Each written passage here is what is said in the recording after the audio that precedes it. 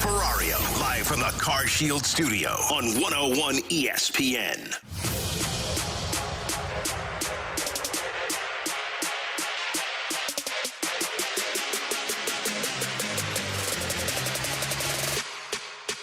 So what I think the Cardinals have been in their recent iteration is a team of pitchers that generally pitch to contact and get a lot of weak contact, which is really good and gets a lot of good outcomes, but that our metric says, well, I don't know if that's something that's going to hold up over time, because in a lot of cases it doesn't. But because the Cardinals' defense is good every year in and year out, top-tier defense, they keep beating our estimation. So that's one part of it.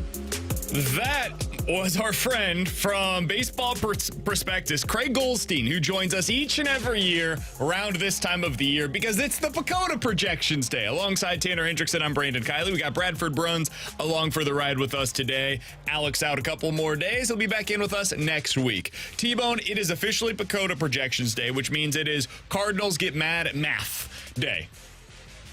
And yet this year, I don't think that's going to be the take. Normally, we come on the air right around mid-February. Cardinals are getting ready to head down to Jupiter for spring training, and everybody's up in arms because PECOTA, those mean old computers, have come up with an 81-win projection for your St. Louis Cardinals. That was the case in 2022. It was the case in 2021. You look back even beyond that, every year it felt like PECOTA was a little light on their projection. If you look at it, 22, they were 12 wins fewer on their projection than what the Cardinals won that season. Beyond that, 9 wins, 5 wins, 4 wins, 7 wins, 4 wins, 11 wins, all the way since 2015. From 2015 to 2022, they were light on the Cardinals every single season. And yet, last year, they were actually far more optimistic about the Cardinals than what ended up taking place. And that answer there, by Goldstein, is exactly why. The Cardinals pitching fell apart. For the first time in a decade, their model of going with pitching to contact, believing in their defense, it all broke. Every piece of it. The pitch to contact part of it broke. The actual pitchers themselves broke. The defense, the damn broke. And so all of it went awry. And now we're going into this season, T-Bone, and we have some new projections from Baseball Prospectus. They came out earlier today, and I was a little bit surprised by this. I'm not going to lie to you. They ended up having the Cardinals as an 86-win team. That is not the surprising part. The surprising part to me, T-Bone, is that they had the Cardinals as the third best team in the National League. The only teams they had with a better record going into the season, Atlanta with 101 wins and the Dodgers with 101 wins. After that, it's just the Cardinals. 85.5 is what they're projecting. Now, this will not be enough. If you go into the season and you win 86 games, let's round up a little bit here, you're not going to be the third best team in the National League. I went back through since 2014. There have been at least 4 teams every single season that won 87 or more games. And last year was the only season in which it was 4. Every other year since 2015, it's been 5 or 6 teams in the NL that finished with 87 or more wins. T-Bone, when you look at this and you see the projection, 86 wins, what does that mean to you as you internalize it? Well, I think that the projection's about right, that 86 wins feels about what I expect from this Cardinals team. I'm a little surprised, as you were, that they were kind of viewed as a better team, at least in the simulations, compared to Philadelphia and the Arizona Diamondbacks, because I just look at those two teams and using the eye test and seeing what they've done this offseason and go, Philly and Arizona is clearly better than the St. Louis Cardinals. And I think the Cardinals are in that third tier, I would say, but that's a playoff caliber team at the 86-win mark. So I found it a little surprising that they were at that point tied, if not a little bit better than Philadelphia and Arizona. But I think this feels right. I mean, I know like some years, I remember one year we looked at it and it was like 76 wins was the projection for the Cardinals. This feels what I expect from the Cardinals. 81. Yeah. Oh, was it 81? Yeah, it's never been that low. But oh, well. Usually I look at that still and go, that's pretty low. I think this is about right. I truly believe they are about an 85-win team before they do whatever may come up at the trade deadline. So I think Cardinals fans, for the first time in a decade, are in line with this. I think most Cardinals fans looked at it and said, yeah, 85, 86 wins, that feels about right to me. And I think where Cardinals fans disagree with it is it has nothing to do with the Cardinals projection and everything to do with what is happening around the Cardinals. I think most fans, T-Bone, are like you, where you can pick different horses. Maybe you're a Philly guy. Maybe you're somebody that thinks that Arizona's going to be better. Maybe you still believe in the San Diego Padres. Whoever it is that you're betting on, that horse that you're going with, you probably think there's like 3 or 4 teams around the National League that are slightly better than the Cardinals heading into this season. And what these projections are telling you is, yeah, they're all basically the same. Like every team other than the Dodgers and the Braves are somewhere in that muddied middle of the National League, similar to what we're talking about with that like wild card range for the Western Conference in the NHL. That's kind of what we're talking about here with that 3 through 7-ish in the NL.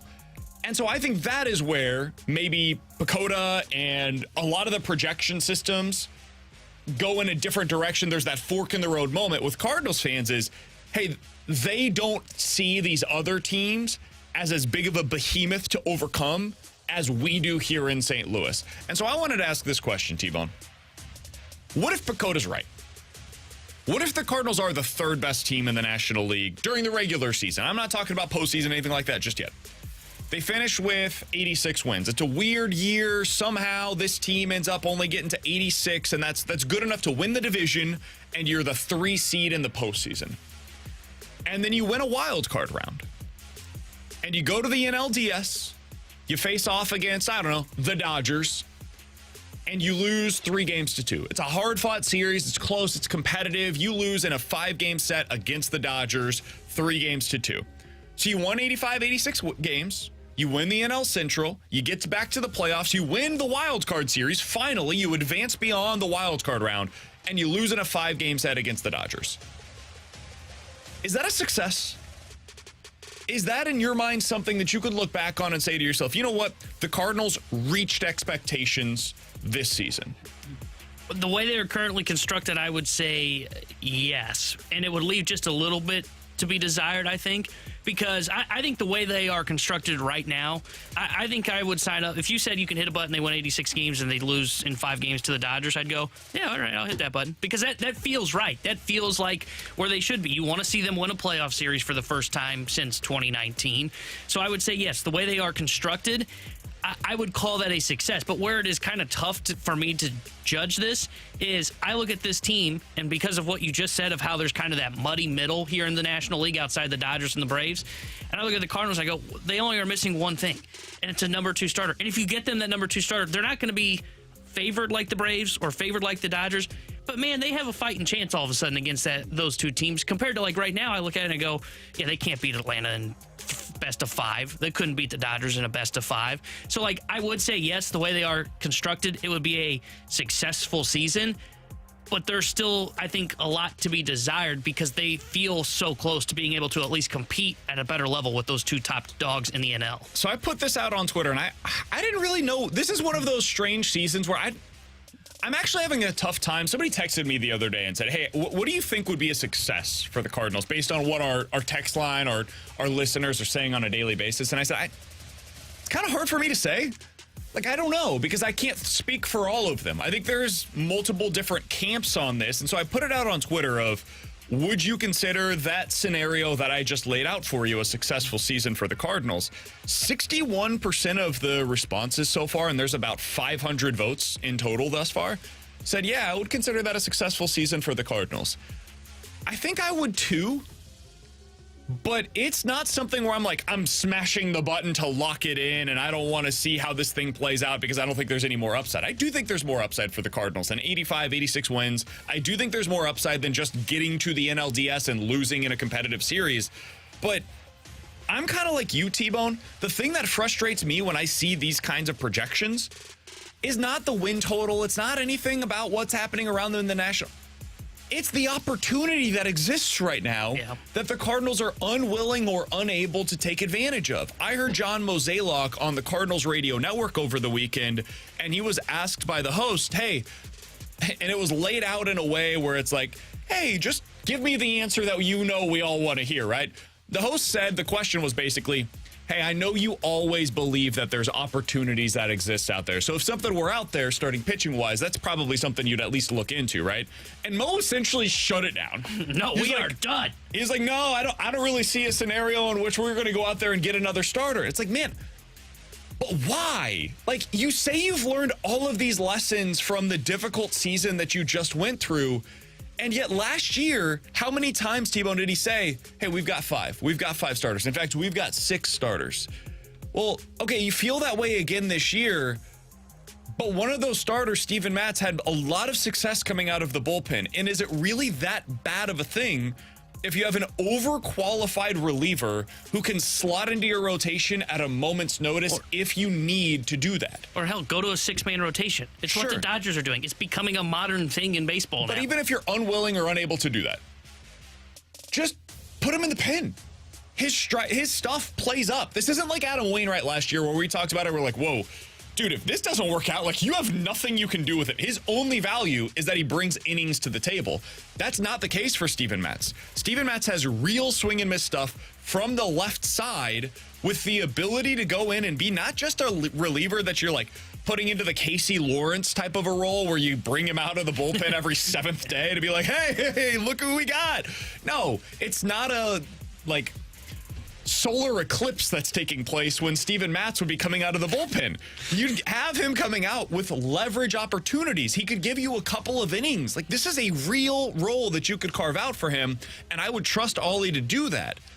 But instead, they're just kicking the can down the road, doing the same thing that they've done in previous seasons where it's like, okay, we've got a lineup that we really like. I think their bullpen has a chance to be really good this year. Not special, but really good. I think the back end of the rotation is solid. I think the number 1 starter is solid. You've got a donut in your rotation. There's a round little hole coming around the number 2 starter spot that you have yet to fill. And you're just saying, yeah, there's 2 guys out there that are really good that we would love to have in our rotation with Jordan Montgomery and Blake Snell. Nobody signed them yet, but we're not interested. Why? This shows you with the projections that there is a real opportunity to start out the season and kick the door down, dude. You can't win your division early on. You can't get the number 2 seed early on, but you can absolutely lose it. And if you have that number 2 starter in place, you give yourself one hell of an opportunity to kick that door down, show that you're competitive, set yourself up even better for the trade deadline. And now, instead of being stuck in this muddy middle where we get to mid-July and we're all talking around in this room thinking to ourselves, do you get super aggressive, or is it just too hard to see this team beating the Dodgers or the Braves in the postseason? Now you already have that number 2 starter, and you can talk to yourself about, okay, if they continue to add to this core, now we're talking about a real contender. They're just unwilling or unable to do that, and really, if they're unable, it's by their own doing. Yeah, 100%. And I think if you went out and you added another starter, like you go out and you sign a Snell or you sign a Montgomery, or hell, you even trade for a Dylan Cease, you know what else you end up helping your cause towards preventing doing in 2025? You prevent this ideology of, oh, if this is a bad year, we can just kind of tear it apart and start over from anew. Because you're going to be better positioned to win this year. And what is the whole talk of, like, you know, that we've talked about a 2025 is kind of a question mark because of the TV deal. And, hey, if this year goes awry, you can just kind of move away from Goldie, and then maybe you can try and find a way to kind of reset things and reset the book. Well, you know how you help avoid that? You make your team better by going out there and getting a number 2 starter. So you're right. The opportunity is out there for them. The opportunity is, hey, we can clearly make ourselves the 3rd best team in the National League. We can be sitting in our own tier. You know, there can be tier 1 between the Dodgers and Braves, tier 2 the Cardinals, and then tier 3 everybody else. And they say, "Now this tier 3, this is nice. We got friends, we got the Phillies, we've got the Diamondbacks, we got the Padres. We're here with our homies. We don't need to take another step to get to that 2nd tier." Because if we get to tier 2, we still may not be able to beat the Dodgers and Braves. So you know what? Let's let them do their thing. We'll hope that they deal with really big injuries, and that's why they end up falling apart in October. They're the kid, and I've used this metaphor before, but they're the kid that every summer goes to the pool and he tells his parents all spring, this is the year that I'm going to go off the high dive. This is the year that I'm going to go off the high dive. This is the year that I'm going to go off the high dive. And the Cardinals this offseason, I think actually, like, unlike previous years, they actually climbed that ladder. They got up to the top of the high dive. They looked around. They saw what it was like, and they were like, you know what? This is pretty cool. I kind of like the view from up here. They even stepped out all the way to the ledge. And then when they looked down and saw just how high they were, they sprinted down and climbed right back down that ladder and said, I'm more comfortable over here on the low dive. And they plunged in, they did their cannonball, and they celebrated as if they had just jumped off the high dive. But we all watched. We all saw you go up to the top and then come right back down and go to the same spot that you've been every single Memorial Day for your entire life. That's what they do, man. They go up to the high dive and realize this is just not for us. The Dodgers, that's their game. The Phillies, that's their game. Braves, that's their game. We're going to get over here. We are very comfortable with the low dive. You can still have a lot of fun jumping off of that low dive. You can do all your different tricks and tips. But by the end of the summer, you're just doing the same thing over and over and over and over again. There's nothing wrong with it inherently, but you don't have the thrill seeking of getting up to the top of the high dive and actually experiencing what it means to dive off of it. All right, coming up in about 15 minutes or so, we're getting into some NFL quick hitters. We got to talk about last night, the opening night for the Super Bowl. The events went with really no news to speak of, but Roger Goodell did move his press conference to yesterday. I've got some thoughts on a couple of the things that he had to say yesterday, so we'll get into that coming up at 11:30. You guys can always get involved in the show. 314-399-9646 is the Air Comfort Service text line. That is the place to get your texts in. You can always call us on that line as well. Again, it's 314-399-9646. That is where you can leave those voicemails that we will be taking throughout the day today. And the YouTube chat is off and running. We've got the graveyard over there. YouTube.com/101ESPN STL. The studio cams are powered by the Air Alliance team. Coming up next, Doug Armstrong told the Fast Lane that the Blues are going to be in neutral when it comes to the trade deadline. What does that mean for them? We'll talk about it next here on 101 ESPN. It's the Blues game. Want to hear the highlights? Need player reaction? Want more analysis and opinion? It's all here on Curbside Reaction, your next day post-game podcast with the voice of the St. Louis Blues, Chris Kerber. Catch new episodes of Curbside every morning after every Blues game on 101ESPN.com or on the 101 mobile app.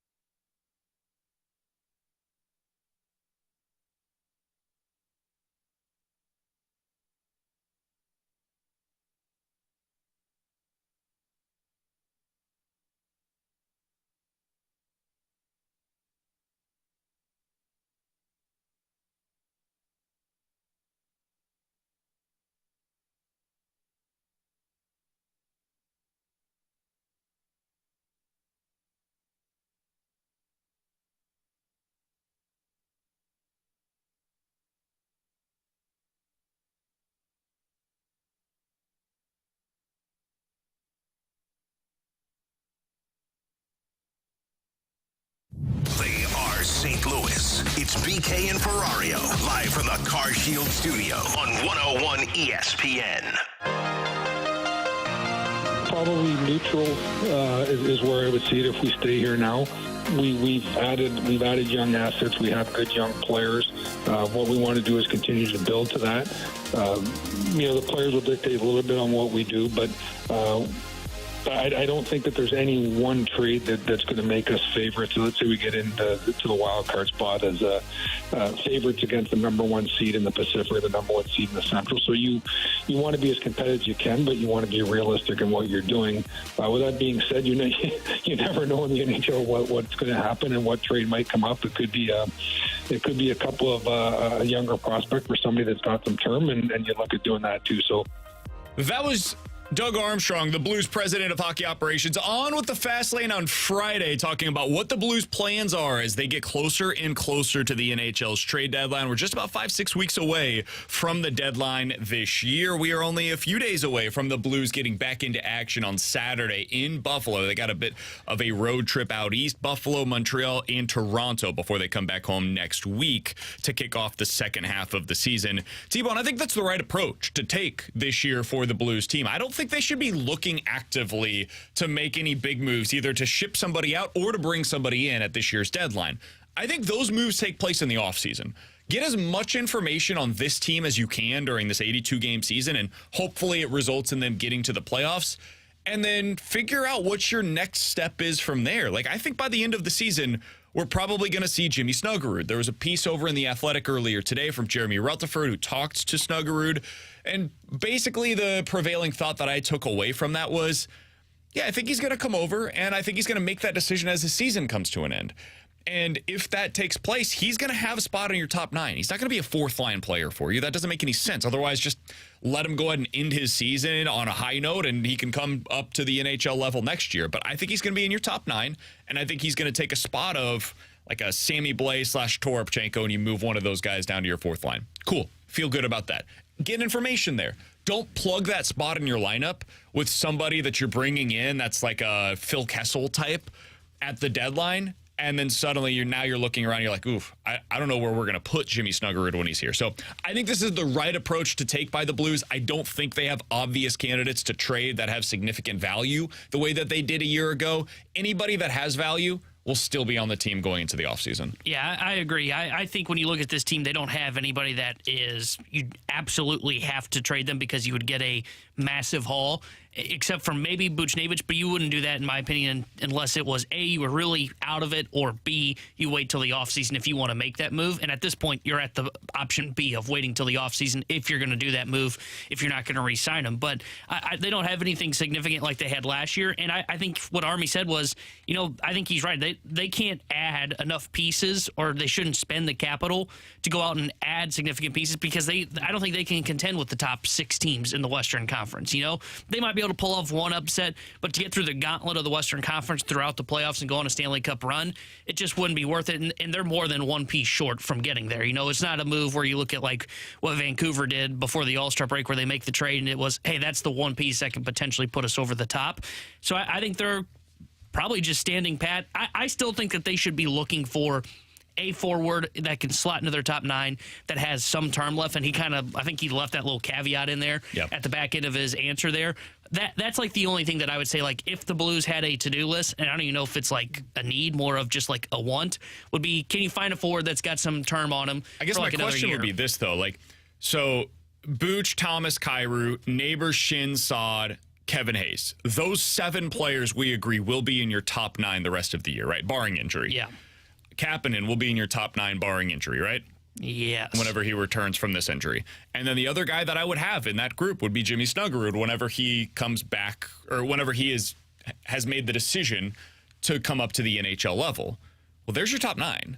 So if you do add somebody to this mix, it needs to be somebody that has flexibility of going up and down to that fourth line. And that just changes the type of player that you're potentially looking for in that scenario. And this was kind of the thinking that I had of it, is whoever comes in, they probably slot on, let's say, that third line with Hayes and Kapanen, and then whenever, and look, you don't really have a guaranteed timeline of when Jimmy Snuggerud would be up if they signed him to that entry-level contract. So I wouldn't necessarily worry about that. I would get to that point when you get there. But I would then say, like, I'd be open to the idea of, like, okay, maybe you slot Kapanen down to the fourth line because he's not here in the future. He has no future for the Blues. So I don't think there's like, oh, do you worry about, just have him replace Nathan Walker on that role? Yeah, you replace him there. And then you can figure out what to do with Snuggerud, whether you put him on the third line, second, or first line. But I would operate on the assumption of, like, I can't go out and get a top 9 forward because I have Kapanen and Snuggerud as third liners. I would say, okay, well, I would just bump Kapanen down to the fourth line, pull Walker out of the lineup. And I think that's the way I would operate going to the trade deadline. Your decision at the deadline to get somebody, though, that has multiple years of term left, that just is something that doesn't happen very often. Yeah. Guys that get traded at the deadline, more often than not, are players that are entering their expiring deals. So if somebody becomes available that is in line with what you're discussing, that can be like a middle six forward for you, not just for right now, but through this retool, I'm more than willing and more than interested in the Blues going out and finding that player. I just find it highly unlikely that they become available. Maybe this is where I should clarify, because I don't think it needs to be someone that's got like 2-3 years left on their contract. I'm willing to take on another reclamation project, if you will, to insert into the top 9, like they did with Vrana last year, where they brought him in and he had term with like another year on his deal. Gotcha. That's what I'm looking for. I'm looking for Kevin Hayes. Yeah, exactly. Someone that has at least next year on the contract. If they have more past next year, then okay, then that's even better. Do you think that's a requirement for you at the deadline, or something that you're just like, if it becomes available, cool. If not, no biggie? I think it's more of a want. I wouldn't classify it as a need, because I don't think there's a single move that would necessarily potentially make sense for the St. Louis Blues. But I would go into the deadline kind of like just digging around a little bit, like, hey, how much would you want for this guy that's got another year term left? Because if you do bring someone in that, say, has just next year on the contract, like the Vrana move, the Kapanen move when they claimed him off of waivers last year, you get to go into next season, another year in a retool, and you say, okay, let's see how he fits. Is he one that maybe he sticks and we say, hey, he's going to be a part of this team through the retool, we'll sign him to a contract extension? Or is he going to fall into the same role of Kapanen, which is more of, okay, like, it's nice having him, but we're not going to have him here next year, or the Vrana role, where it was, oh, this was a complete failure. I guess my concern, and the reason why I'm not sure that I'm as interested in doing that this year as I was last year, I would get guys like that are on expiring deals more than I would that have multiple years of term left, to find out what it looks like the rest of this season, like with the Sammy Blais situation. I think that's what I'm looking for this year, is like a guy that is expiring, and if you want to re-sign him, cool, more power to you.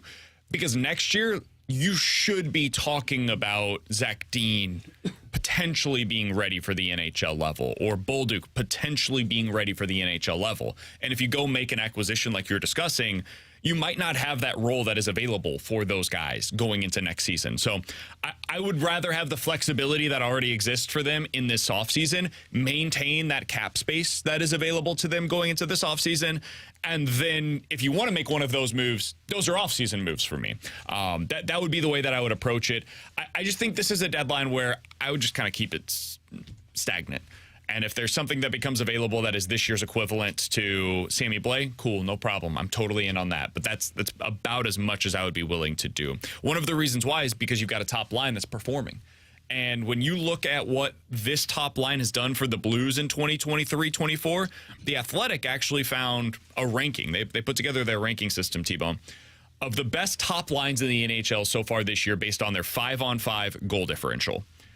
I was actually a little surprised, I don't know if you were, at how high the Blues ranked. They were 10th. They were tied with the New York Islanders for the 10th best goal differential on the season among all top lines.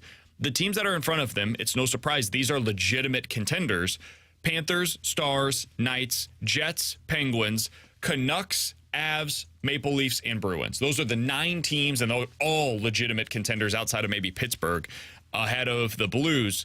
Teams like the Kings, the Predators, the Rangers, the Lightning, all fall below the Blues. Another team that surprised me that was below the Blues was the Arizona Coyotes, who I think we view them as having a quote-unquote better top line than what the Blues had coming into the season, at least. It has not been that way so far this year. And if you can continue to build upon that, if you can continue to maintain that top line, as they get that middle six figured out, that's how you become a legitimate contender in the NHL. So some positive direction for the Blues when it comes to what their top line's doing this year.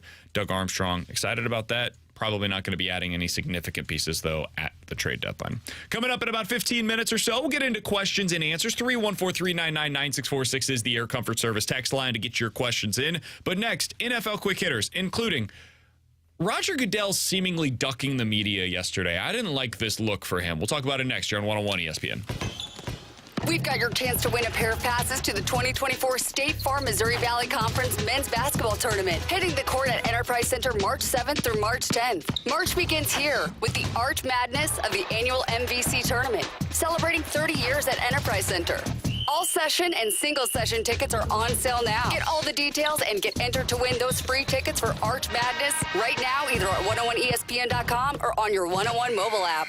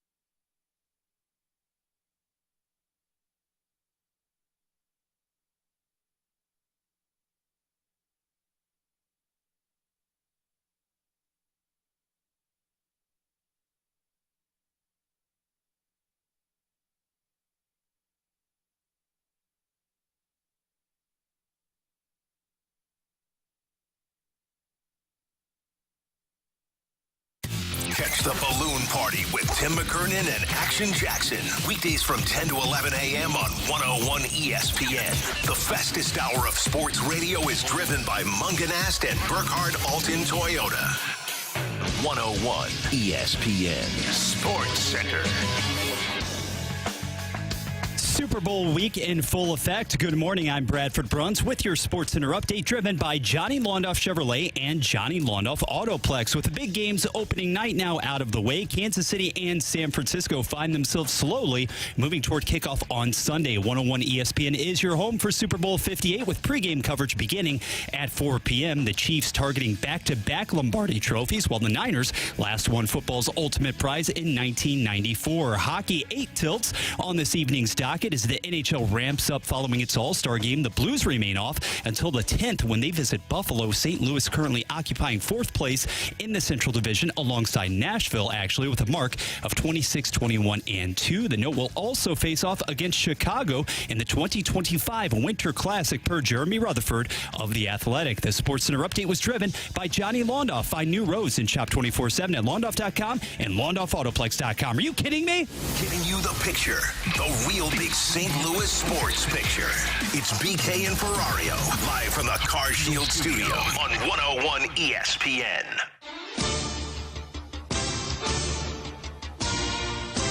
All right, let's dive into some NFL quick hitters alongside Tanner Hendrickson and Bradford Bruns. I'm Brandon Kiley. If you guys have any questions, get them in on the Air Comfort Service text line at 314-399-9646. We'll get to questions and answers coming up next. But T-Bone, let's start things out here by talking about the press conference that took place yesterday with Roger Goodell. I didn't think Did you get an invite? I didn't. Did you? No, I did not. Mail? No, well, it might be in the mail. I didn't find any of his answers to be particularly enthralling. Like, if you wanted to have a headline, it was probably that he doesn't anticipate the Super Bowl going to streaming at any point while he's the commissioner. Anybody that thought that it was going to, I've got beachfront property to sell you here in St. Louis. Like, no, of course not. It's the highest rated and most watched show on television. Like, the amount of money that they make from having that on regular TV, they're never gonna, as long as there is an option of having it on regular television, network television, they're not moving that to streaming. That's crazy. But anyways, that's neither here nor there. I had an issue with the way that they operated with this in general. So if you go back a few years, so the 2021 Super Bowl, that was the one that was actually impacted by COVID. That was the year that it was the Chiefs versus the Buccaneers. It was played in Tampa Bay. The Chiefs didn't even get to Tampa Bay until Saturday of Super Bowl week. There was no like Super Bowl week the way that there is this week in Las Vegas. There was no Radio Row. None of that took place. And so the press conference with Roger Goodell was a smaller group of people. You had to be vaccinated. You had to wear your mask. So that's the backdrop to this. That was 2021. 2022, they opened it up a little bit, but it was still a smaller group of people. It was kind of quote-unquote invite only because there was still some COVID restrictions that were in place. Last year it went back to the normal thing. And I think last year it was on like Tuesday or something. Yeah. It used to be the last thing that took place in Super Bowl week. It would be like this massive Roger Goodell is talking. It is Friday afternoon. There is nothing else that will take place. The next thing you're going to see is the game, the final game of the regular season, and Roger will make his comments that will go into the weekend. Well, this year they restricted it again. So for those that aren't aware about how this story took place, they decided to move up this week, like over the weekend, the Roger Goodell press conference to Monday afternoon, which is like the kickoff of Super Bowl week. For those that aren't familiar with the way that this works, when you're on Radio Row, it gets more and more crowded as the week goes on. Monday, there's like nobody there. Yeah. I produced a week in Miami when the Chiefs went to the Super Bowl against the 49ers the last time around. There's like nobody walking around. You're getting like some random boxer that you've never heard of before on the broadcast. And then by Friday, you're getting like the biggest stars in the world, right? So there was a clear reason why they moved this to Monday. There's fewer people available to ask questions. They want to make sure that it is as small of a group as possible. They can control the message. They also made it invite only. So there's certain people that would have asked difficult questions that aren't going to be invited. There's going to be certain subjects that might have been breached that were not taken to task at this press conference. And it was held in the Raiders locker room to make sure that there wasn't any overflow that could take place with media members. Yeah, that's weird. We all knew that Roger Goodell was a fraud here in St. Louis. That's not surprising to anybody listening to this right now. And everything that he says at these press conferences, for the most part, is a lie. But I hate the way that they approach this. It's a terrible look for the league. And the way that Roger Goodell went about it, trying to make it seem like, oh, this is actually us doing you a favor. We're trying to get everything out in the open early so we can just, kick things off with Roger talking to them. Get out of here. You know what you're doing here. This is nonsense. Yeah, I did not think it was a good look. When I saw that the report came out that it was, just invite only, I went, why? That is the most like, hey, let's limit what people can ask to our commissioner. Like you said, if there's a topic that he knows a writer's been covering and he goes, I don't want to answer that. Yeah, guess who didn't get the invite? And it's just like ours, lost in the mail. So I thought it was a terrible look for the NFL. I mean, think of all the criticism that has come to just about every commissioner in sports. Like, think back to Rob Manfred for the lockout and how that was handled. Rob Manfred never limited who could go to his press conferences, though. So I agree with you. I thought it was a terrible look, putting it in the Raiders locker room, limiting what was asked. And then, like you said, there was nothing that came out of that. That was all fluff. That was all like answering questions without answering the question. It was just class work by the NFL and what I would expect from them. I think the biggest thing that I took away from the invite only piece of this is actually the local writers that were not able to go to something like this, because when you cover a team locally, you're just more in tune with the issues that exist for them. Like, do we need a new stadium here? Is there something within this team? Like, for years, the Patriots were going to the Super Bowl, right? The Boston media always asked about Deflategate. They would just find new ways to ask the same questions over and over and over again. Is that a waste of Rodgers' time? Sure, but it's the only opportunity that these people have to interrogate him, basically. And it's his job. Exactly. That's what he's paid. I think it's like $60 million to do. So it's so unbelievably frustrating when you have a situation like this where the commissioner is just completely ducking the questions that are necessary to ask. All right, next thing up here as we go through some NFL quick hitters. Guys, there's going to be a lot written this week, kind of looking big picture, long term, about Patrick Mahomes. I wanted to take a look back. T-Bone, is there a play that immediately comes to mind for you when you think about Patrick Mahomes? Like one that represents who he is as a player, or maybe it's just like your favorite play that he's had so far in his career? Because I think there was a piece over on The Ringer with the 15 Patrick Mahomes plays that will rest in lore from his first, 6 years of his career. Is there one for you that immediately sticks out? So, like, I don't know if there's one. I think it's more of a drive that sticks out for me, and it's the 13-second drive against the Buffalo Bills. The fact that he was able to accomplish that, and look, I know that's not just like Patrick Mahomes making an incredible play. A lot of that was Kelsey making a great play as well. But just thinking back to that, like, I'm always going to remember that Patrick Mahomes play. Like, I'm always going to remember that drive against the Buffalo Bills, because when there's 13 seconds left, the game should be over. So I would say that's the one for me. It's not really a play. It's more of a drive. That's the number one thing that sticks out for me in the first 6 years of Mahomes. Bradford? Yeah, that's a pretty obvious one. I could point to dozens of different throws that were obviously executed by Mahomes. But frankly, to me, BK, I think about the run as recent as last season, obviously the game-winning drive in the Super Bowl, being able to make that scramble up the gut, pushed out of the pocket for 15 or so yards, because that also came on the heels of the late first half play on which he re-aggravated the ankle injury. So for me, that is really, really iconic. It's the left-handed pass for me. Broncos, Monday Night Football, early on in his career, and he's going over, he's like being Von Miller, who at the time is in his prime, is chasing him. You gotta have it on this play. He's running towards the left sideline and switches hands to throw the ball to Tyreek Hill for the first down late in the game with the Chiefs trailing 3 minutes to go in 2018. That's when I was like, okay, this is different than anything we've ever seen by a Chiefs quarterback or by potentially any quarterback. His creativity, to me, is what makes him unique. I've seen a lot of quarterbacks that have good arm strength. Your guy, Matt Stafford, unbelievable. Cannon of an arm. He does some stuff where it's like the no-look passes. Like, he was one of the first that I saw do that. Aaron Rodgers, back foot, just like tossing it, slinging it 60 yards in the air. I've seen some stuff. We've all seen some stuff from special quarterbacks around the league. Brett Favre, how many throws did you see him make where you just looked at it, you're like, what? It doesn't even make sense. It defies the laws of physics. When Mahomes threw it left-handed, that was something that I don't know that I've seen before. You know what's funny is, like, I had no memory of that play until I read it in the Ringer. Yeah, when I read that article, it was like skimming through all those. I was like, what did he throw left-handed? I was like, I have no memory of that. You think I would remember that because you're right.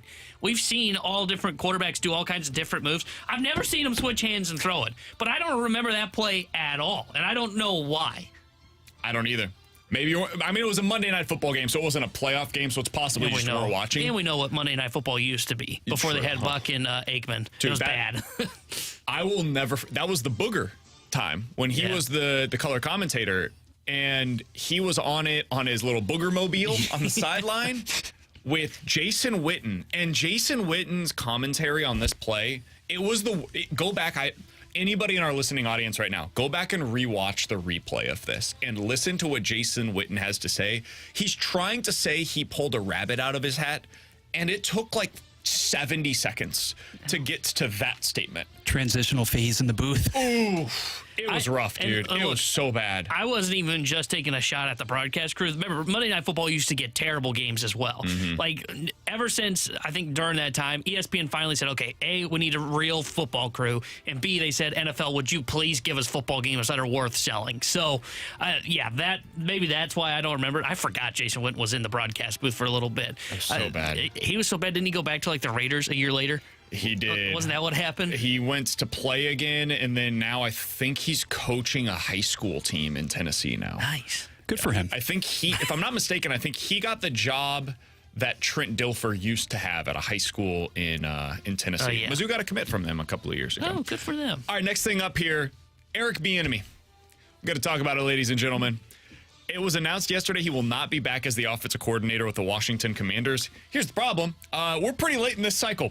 There's not a whole lot of jobs that remain open at this point because the Commanders thought they had their man in Ben Johnson, and he was like, yo, I'm not coming. And so they had to turn their attention to Dan Quinn, who went a different direction with his offensive coordinator. He got Cliff Kingsbury as his new guy to be in charge of that offense. I think he probably should just retain Eric Bieniemy, but that's neither here nor there. Is Eric Bieniemy going to have an OC job this year, guys? Is he going to be a play caller? Is he ever going to get a head coaching? Like, is it over for Eric Bieniemy in the national spotlight conversation? National spotlight conversation, I would say no. Because I don't think he's getting a job this year, but I could see where by the end of next season, when we get through and we get back into the coaching hiring cycle, I could see him becoming a hot name of, okay, who's going to go hire him to be their next offensive coordinator? I think you can put it to rest him being a head coach. I don't think that's going to happen. But I think he'll become a hot commodity next offseason when the job's kind of reset and everybody fires their offensive coordinator or the head coach gets fired and they have to change the staff over. I see him becoming a big-time name that people will go after because of his success with the Kansas City Chiefs. I thought when he left to go to Washington, I knew he was being hired to be fired. Like, you knew Ron Rivera was at the end. You knew he wasn't going to have success with Sam Howell. And I don't even think that's a shot against Eric Bieniemy. I mean, there's a lot of offensive coordinators that would have been fired with Sam Howell as their quarterback. So I think he's still going to be in the national spotlight. It's just going to be next year. I don't know what he's going to do this year.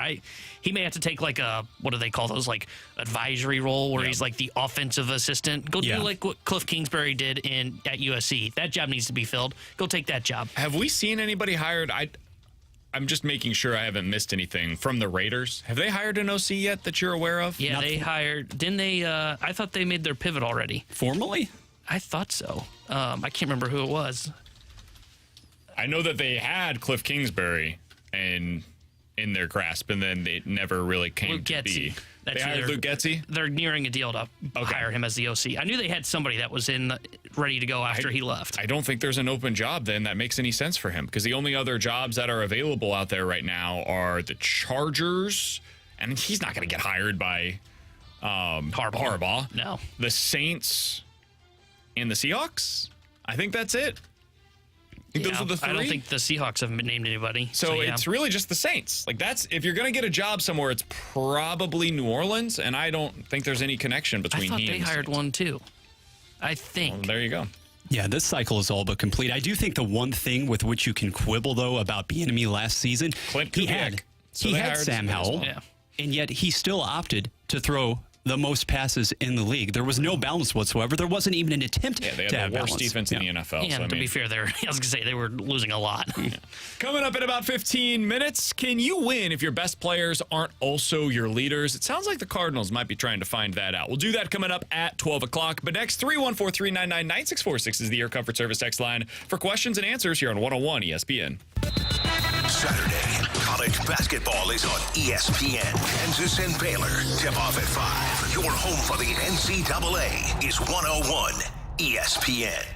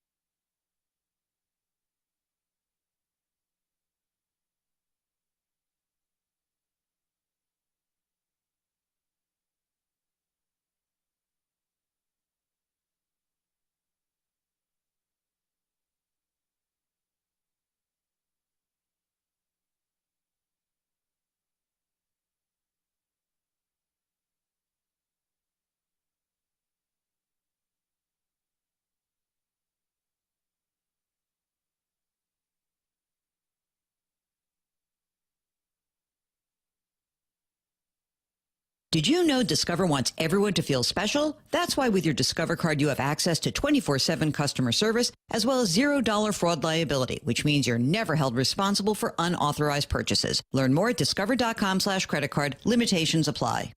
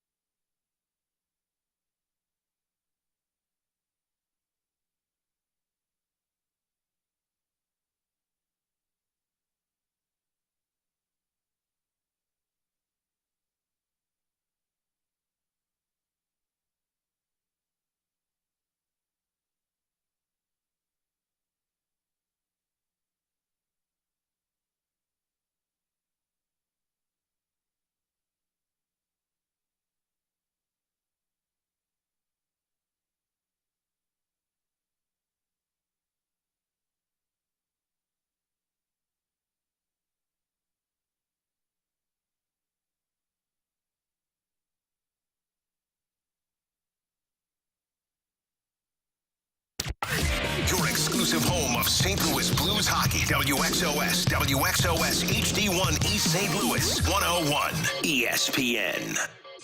We're right back to more of it. It's BK and Ferrario live from the Car Shield studio on 101 ESPN. You've got questions. We may have the answers. Maybe. It's BK and Ferrario's questions and answers on 101 ESPN. It's time for questions and answers. 314-399-9646 is the Air Comfort Service text line. Let's start with this from the 314. Guys, I just saw that it looks like Clayton Kershaw is returning to the Dodgers. What do you think of the move? I'm shocked that this was ever in question. He was never leaving. I thought there was only two options for Clayton Kershaw. He's either returning to the Dodgers or maybe he was going to go to the Texas Rangers. And then the Rangers decided this offseason, we don't have any money to spend, so we're not even going to bring back Jordan Montgomery, much less Clayton Kershaw. I would have been shocked if he didn't return to the Dodgers. And I also don't have any clue if he's going to be able to help them this year.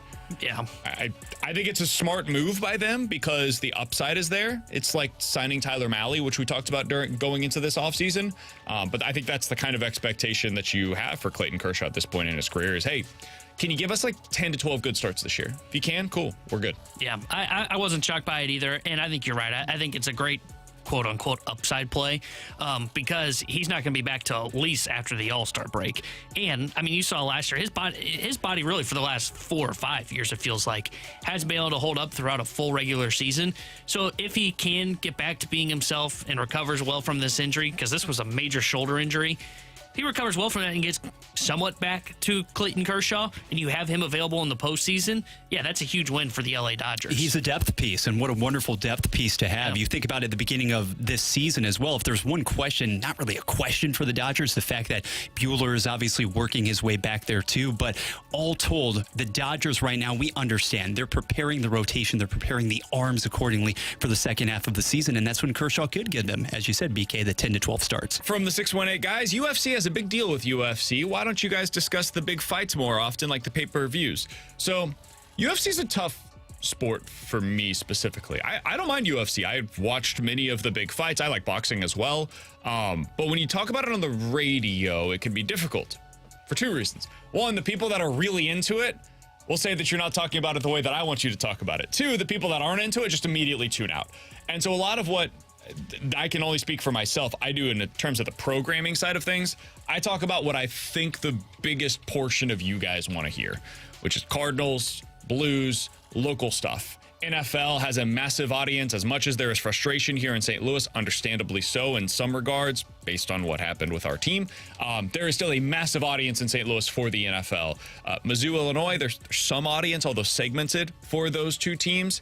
And so that's where it comes back to, okay, what is the greatest number of people that are interested in a topic? The most number of you guys that are listening right now are interested in the Cardinals. And after that, it's the Blues. So that's why MMA/UFC are not the biggest topic of conversation here on our show specifically. The audience for it, while big, is very segmented. And the people that are into it are super into it, and God bless you for it. There's just not enough of an audience there to be a regular piece of the show. And also, I am not an expert by any stretch of the imagination on the subject, and therefore, like, if I start talking about it and there are people that are actually into the sport that are like, oh no, BK, I disagree, it's not worth it. You look like a fighting expert, though. Yeah, you think so? Yeah. You think so? You look like you'd hold your own. I can't do it because I just can't watch it. I can't watch those guys beat the crap out of each other. I just can't do it. It just, for whatever reason, just makes me tense, and I don't like watching the sport. So, when is McGregor coming back? That's what I'm worried about here. I never watched a McGregor fight for how great he was. I just can't do the sport. I can't do it where they're beating the living tar out of each other. Or is he just making movies now? Roadhouse remakes. I mean, if you could make a living that way instead of getting your face beaten, I'd recommend doing that. From the 618, guys, have you seen the report that the 2025 Winter Classic will be Blues versus Blackhawks in Wrigley? And if so, what is your level of interest? I told T-Bone this earlier today. I feel like for many of these at this point, I'm just like, okay, cool, that's going to happen. That'll be the backdrop. This one is really cool. I would love to go to this game. I would be genuinely interested in seeing what the ticket prices will be. I'm sure they'll be astronomical with this game taking place at Wrigley Field. But if I have an opportunity to get tickets to this, I will absolutely try to take Luca to a game at Wrigley between the Blues and the Blackhawks. I think that'll be awesome. I know some think that the Winter Classic has kind of run its course at this point. I don't. I think it's really cool when it comes to your town. I understand if you're not interested in it in a national viewing perspective, like if it's Capitals versus Penguins, for example. As a Blues fan, am I going to tune in for that game? No, I'm not. But if I'm a Capitals or a Penguins fan and it's taking place at a stadium near me, yeah, I still think that's pretty cool to watch a hockey game outdoors. There's still a little bit of that appeals to me. Yeah, I'm with you. I would look at ticket prices. I would have interest in this, but I do think the Winter Classic has lost some of its kind of luster. Like, if I look at the ticket prices and I said, too high. I'm not going to overextend myself because they're kind of repeating venues as well for the Winter Classic. I think it has lost some of its luster, but I do think this would be an exciting one to go to at Wrigley Field. I've been to a Cubs-Cardinals game at Wrigley, and that was an awesome experience. So I think if I got to see the other half of the the St. Louis-Chicago rivalry and it's outdoors for hockey, yeah, I would sign up for that. To your point, Tanner, unofficially, I think it's becoming the Blackhawks Invitational. This would be the fourth opportunity for Chicago to actually play in this event. I look at it a bit differently next year in relation to it really would be, for all intents and purposes, a national kind of coming out party on that stage for Connor Bedard. I like it. I think that you have the national profile there, and it's something around which you can build more of a storyline. Yeah, unless they're bad, in which case, like, nobody's going to watch because it's a bad team on national television. That just isn't typically rate, and I wouldn't expect the Blackhawks to be good next year, but it'll be fun. It'll be fun, and that sometimes sports can just be fun. It doesn't have to be anything more. I think that's what all-star games are now.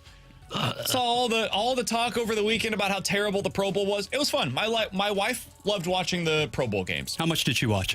The whole thing. Woo!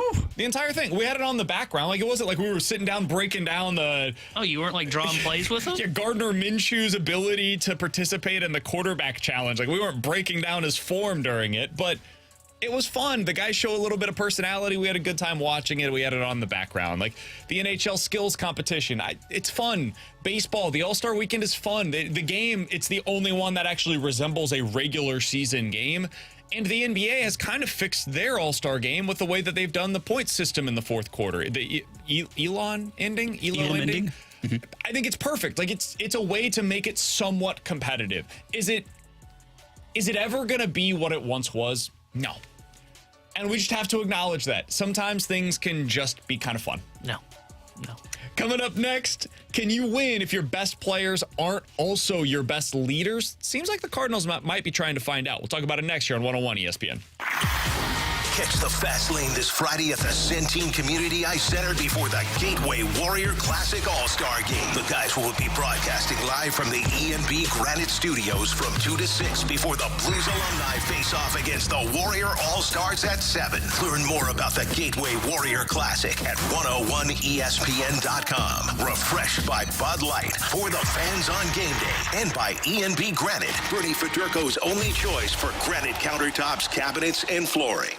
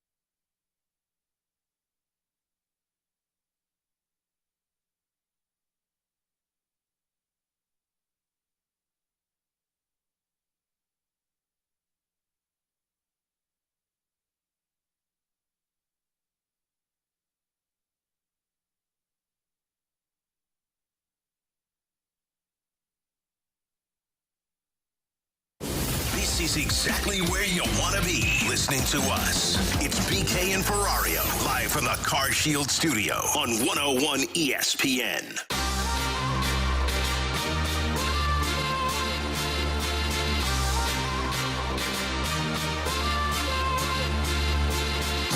Did really is about guys being about the team. And they felt like they weren't enough guys who were truly about the team last year. And you're absolutely right if your first response to that is, well, that doesn't say a lot about the guys who were in there. I agree. And I think in some ways it's a challenge to the guys who were in there.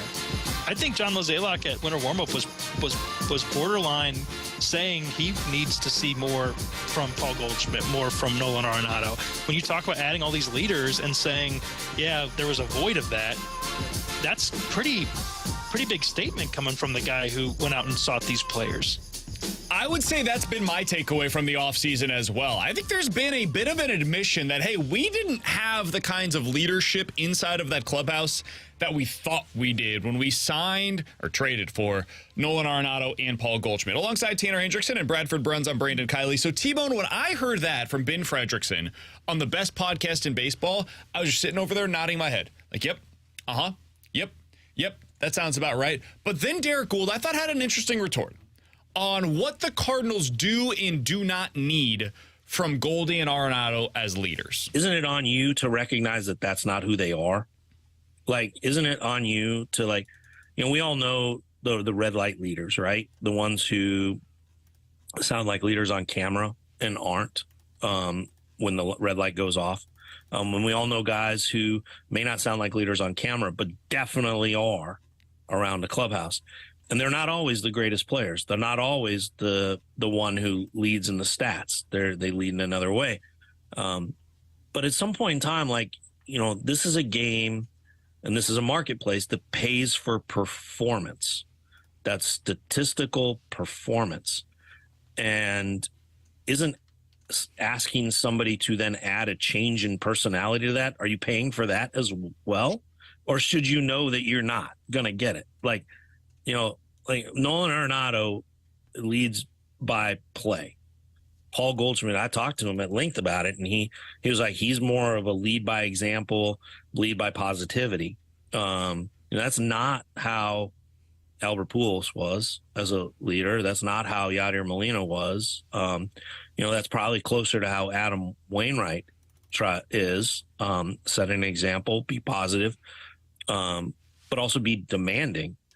And for Goldschmidt and Nolan Arenado this past year, you know, their performance, they struggled, especially Nolan Arenado. And he said at times, he said, it's really hard to ask for more from somebody when I'm not giving it myself. That doesn't feel right. So I understand where Nolan Arenado's coming from there, and it makes all the sense in the world, right? If you're struggling in your workplace, like apply this, and it's hard because sports are different than our own workplaces. I want to say that on the front end, but apply it to your own workplace for a second, if we can set that aside.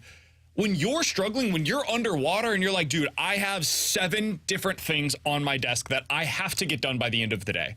It is hard to then go to the person that works for you and say, what can I do to help you? No, I need to get my stuff done first, and then I can go help you, right? It's kind of like on the airplane where they say whenever you're getting ready to take off, hey, before you put the mask on your child, put the mask on yourself so then you can help your child. That is where the Cardinals were at last year. The plane had an emergency landing, the masks dropped, and everybody was trying to put their own on, and man, a lot of them just couldn't figure out how to put it on their face.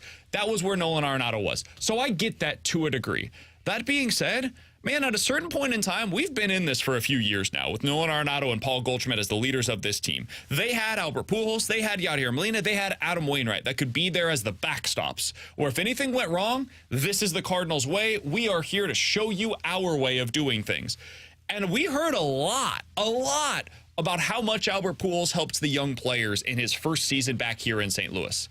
I've heard less of that about Arenado. Now, Goldie, I think, is a true lead-by-example guy. I've seen it on the field when we're out there pregame, T-Bone, where Goldie is showing guys the very specific steps of how to land on first base or how to land on second to be able to cut the bag as quick as humanly possible. Like, those are the kinds of things you'll get from Paul Goldschmidt. But what it sounds like from everything we have heard this offseason is that they need more leadership in the room. They need guys to have uncomfortable conversations other than just forcing that upon the manager of the team. It's got to be taken care of by the players. And if that's not going to be Nolan Arenado, that's not going to be Paul Goldschmidt, I do wonder what that means for the team. Can you have a great team where your best players aren't those individuals inside of that clubhouse. T-Bone, where do you come out on that? I think you can still have a great team without having the best players be the best leaders, because I think the number one thing that you need from your best players is for them to perform on the field as the best players. The whole leadership aspect in the locker room, I do think there is some importance to it, but I don't think it's the thing that determines whether or not you go from being an 85-win team or, in last year's case, you're a 71-win team. I think the issue last year was more of they didn't have pitching. Their defense didn't play well. I don't think it was a leadership issue. I think there were some guys in that locker room that did cause some problems, but I think you can get past that if you're a winning baseball team. You know, if they were a 90-win team last year, I don't think we talk about the whole Contreras getting benched and the pitchers pointing fingers at him as much. We talk about it in the moment, but it's not something that we continue to go back on now that we're in February of 2024. And so I don't think that you need to have your best players be your best leaders as well.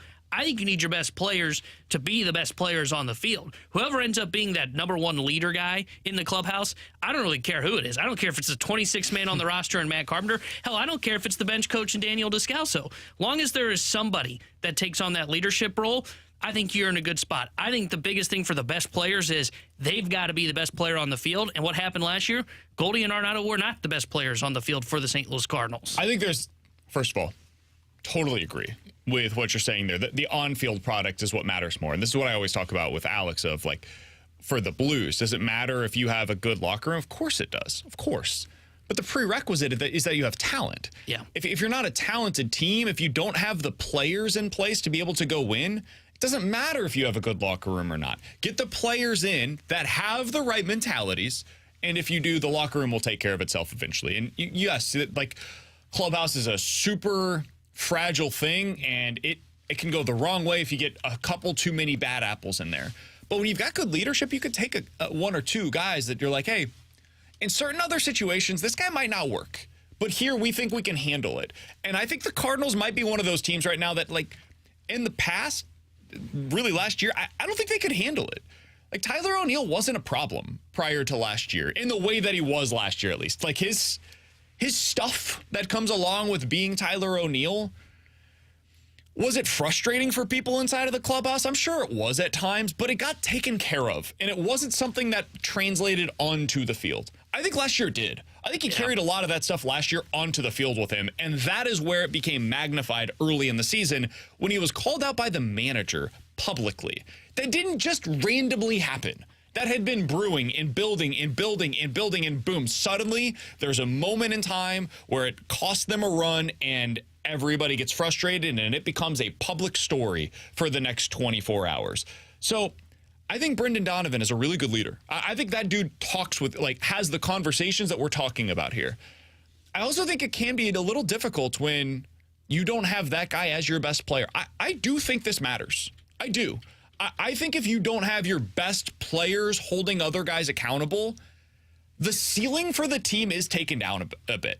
That doesn't mean you can't win that way. But I do think it takes from being like a potential great team to a potential good team. And maybe there is only a slight difference between the two, but I think we might be watching that difference. Like, how many times last year did we hear Nolan Arenado say something to the effect of, man, we're a really young team? T-Bone, I remember you and I looking around in the locker room like, you're not, though. Like, I'm looking around this clubhouse right now. This is not a very young team. Your lineup is full of guys that are veterans for the most part. Yes, you have a couple of younger pieces, but the core group of this team is not young. Look to the bullpen. It's not young. Look to the rotation. It's freaking old. Like, I don't understand what Nolan Arenado is talking about here. And maybe he feels that because he can feel certain guys on the position player side of things coming to him for answers. And so I guess I could see how that would be frustrating to a degree. But I think that's a big part of what this offseason has been. And this is pure speculation by me. I think the Cardinals heard Nolan say time and time and time and time again, we are young. And they said, okay, let's go get veterans then. If you're unhappy because everybody in this locker room, according to you, is really young, let's go find the veterans. And let's just, like, we're taking this away as an excuse because we don't think it is an explanation. We think as a team it is an excuse. And I think this year they're trying to eliminate that variable from the equation. And I think you're right on that. And this is the part that I just don't like. maybe I don't fully comprehend it, but if I'm a player, for example, say I'm a Mason Wynn who's in his rookie year, if I'm going through some struggles at the plate, the first person I want to go talk to is those guys in Goldie and Arenado. Exactly. I don't want to be passed off to Matt Carpenter because Arenado's got to focus on his own thing. I don't want to go talk. Sure, Matt Carpenter's going to be a good guy to be kind of a soundboard to have conversations with. But, man, he's not in his prime. He's not in his prime anymore. He's not the same guy he was 6 years ago when he was hitting like 50 doubles for the Cardinals. I still want to go to Arenado and Goldie. And now I almost feel like it is like, no. I brought him in. You go talk to him. You talk to him, not me. So that's the way I kind of feel about it. And to your question, or to your point of a good team, maybe this is a separation between a great and a good team. I would point this to the St. Louis Blues. We agree Vladdy was the best player on that team for a big stretch of their run, right, for their success. Vladdy was never their top leader on that team. When they were winning, I would say the best player on the team was Ryan O'Reilly. I would say, okay, that's fair. I would argue Vladdy, because Vladdy was still the goal scorer and was like the guy and was still the star of the St. Louis Blues. I feel like that's like calling I feel like that's calling Nolan Gorman the best player on the Cardinals. Like he's the best run producer. He's the guy that's going to hit the most home runs this season for the Cardinals.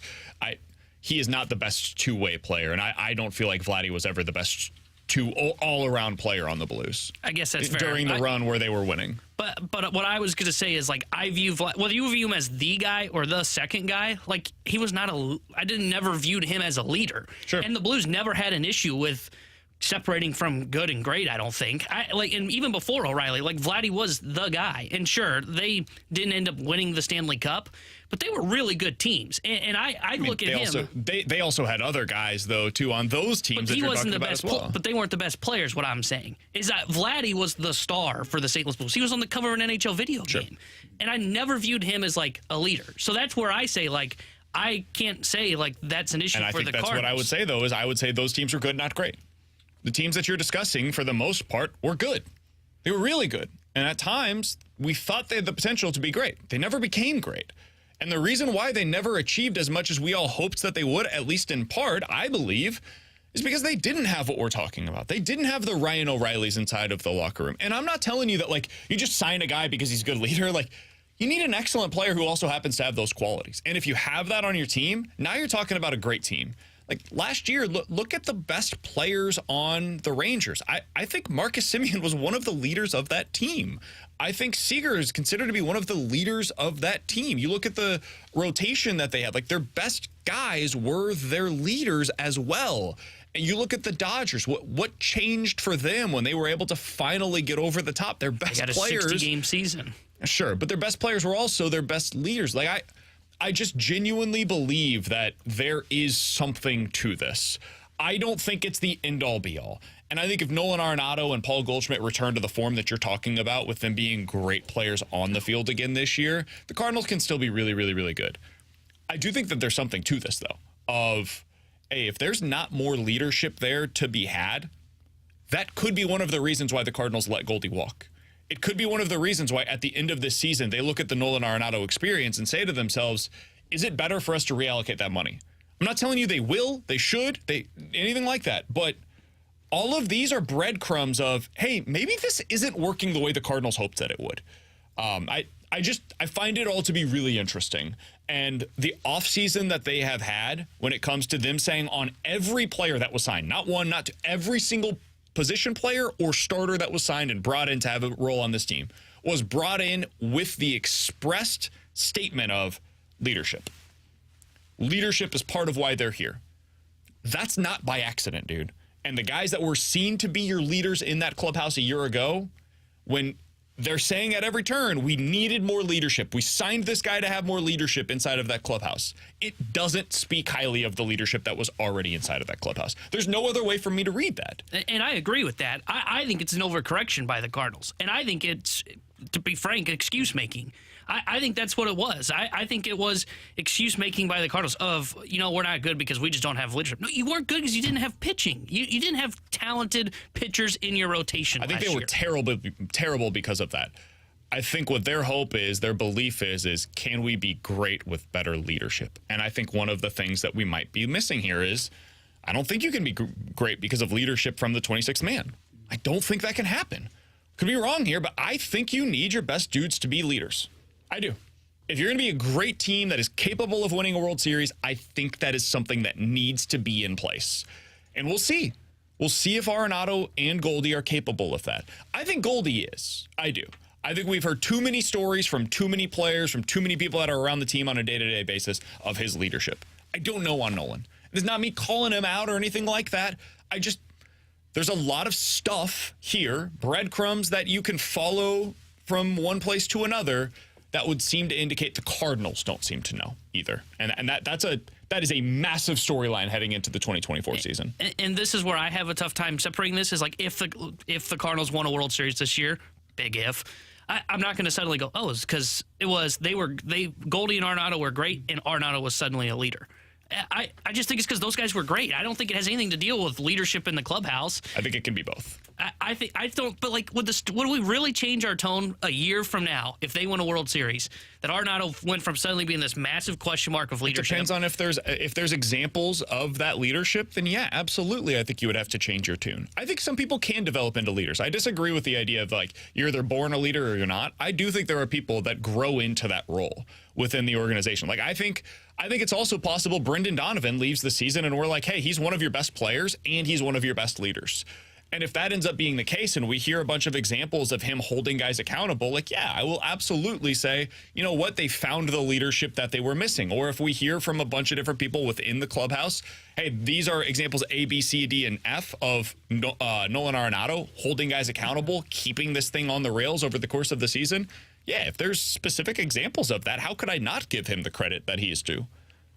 I think that, but you would need that. You can't just apply something to somebody without having any evidence of that taking place. And that's what I'd be doing right now if I told you that I thought Arenado was like the leader and it wasn't. Last year had nothing to do with him. I can't speak to that because the Cardinals seem to be indicating at every turn that's not the case. Coming up in about 15 minutes, which team deserves more credit for the way that they acquired their quarterback? The 49ers? Or the Chiefs? We'll get into that coming up at 12:30. In or out coming up next. It's time for another moment in Blues history. On this day back in 1992, the Blues would put 4 goals up on the New Jersey Devils. Brett Hall, Dave Mackey, and Jeff Brown would all be the goal scorers for the St. Louis Blues as they won this home one with only 23 shots on goal in between the pipes for St. Louis.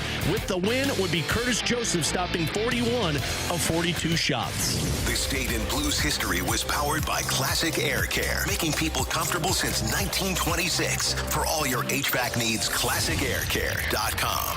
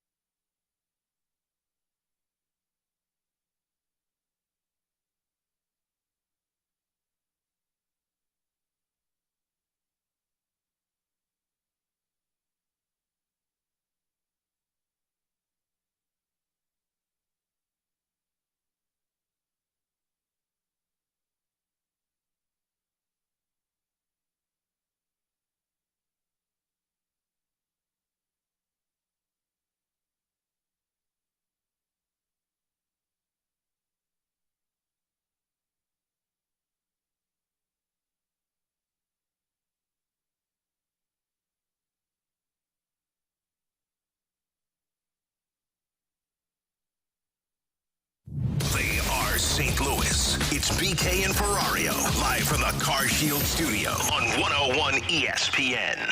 Come on, man. Are you in or are you out? It's in or out with BK and Ferrario.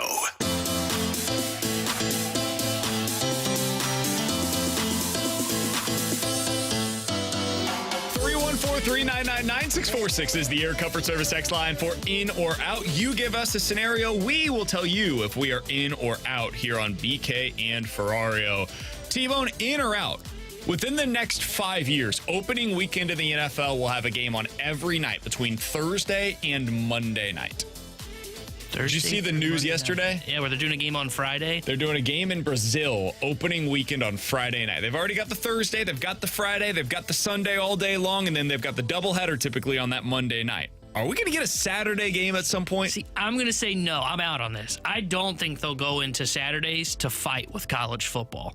I think now where it's going to get interesting is when the college football playoff, now that it's expanded, is going to have to compete with the NFL, which, mistake. I don't think, because there's kind of like a, whatever you want to call it, a handshake agreement that the NFL avoids Saturdays until the college football regular season gets done. I think they'll continue with that. So I would say I'm out on this, but I love them going to an opening game for Friday. And I hope that the way they do this, I don't necessarily care if it's international or not, but I hope, we always get the opening game as the champion. I hope that opening game on Friday is the team that came in second, the NFC or AFC winner that didn't win the Super Bowl. I'm in for sure. You said in the next 5 years? Mm-hmm. Absolutely. I don't buy for 1 second that the handshake backdoor agreement is going to last for the duration of the next few years. I don't see any reason as to why it won't happen. And I know maybe this is apples to oranges, but college football has been intriguing upon different days of the week now for the last several seasons. So all of these things are subject to on Wednesdays. No, absolutely. I'm in. Come on. I think I'm in as well. I think that they eventually do something on Saturdays. I don't know what it'll look like. My guess is the way that they do it is they do another international game, and they just sell it as, hey, we're going to put the international game at 7 a.m. on Sunday. Although I could see that too, where they're going on Sundays from like 9 a.m. until basically 10:30 p.m. And they've just got all day on Sunday. They've got a doubleheader on Monday. They've got a Thursday night game, and they've got a Friday night game. The entire weekend is just going to be full of NFL slots because these could be streaming opportunities. That's what this is. They'll just sell it as, hey, we're getting streaming opportunities. Amazon, you want another game? Cool. Peacock, you want to stream this Saturday morning game for us between the Colts and the Jaguars? Great. We've got you an opportunity right here. It'll be $1 billion for this streaming opportunity for you for the next 20 years on Saturday morning, week 1. And BK, as the commissioner says, you, the subscriber, get all of this great additional content on top of it. That's the key. Thanks, Roger. That was amazing. That was absolutely incredible. T-Bone, what do you got for us? Guys, in or out? We talked about the PECOTA projections earlier today. Cardinals projected to win the Central at 85.5 wins. In or out? The Chicago Cubs are the biggest threat to the Cardinals in the NL Central. And I believe that. I think the Cubs are the only team outside of the Cardinals that can win this division. Not believe it in the good old Reds, huh? No. I'm in on this one as well because I think the Cubs have the most representative rotation from start to finish as well. I'm not buying right now. Cincinnati has a lot of great young talent. That's nice. Aside from Hunter Green, do you actually think that these guys, one, are going to be healthy at the beginning of the season and then sustain that throughout the rest of the year? We know that Milwaukee is taking Freddie Peralta into opening day as the starter. No, I think the Cubs, both lineup-wise and with the arms, notwithstanding the bullpen, absolutely could push the Cardinals the most. Yeah, I would agree with you guys. I think I'm in on this. I think Cincinnati is going to be interesting. If their rotation stays healthy and those guys start to take some steps forward, I think they could become the biggest threat. I just not sure they're there yet. I think Chicago's still going to add Bellinger back. It just screams I do like have some questions about their offense. I do too, especially without Bellinger. But I think they're going to bring him back. But even then, there were some questions around the offense last year. So I would say I'm in on this. And as we know, the Reds have no leadership, so they can't win.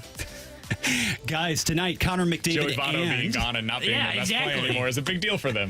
Swinging it to the NHL, the Oilers tonight could match the 92-93 Pens for the longest winning streak in NHL history. In or out, though, Edmonton emerges as the Western Conference champion. Out because they don't have a goalie. Or leadership. I know that their goalie has actually played really well recently. Like he's suddenly starting to perform. It's Skinner, right?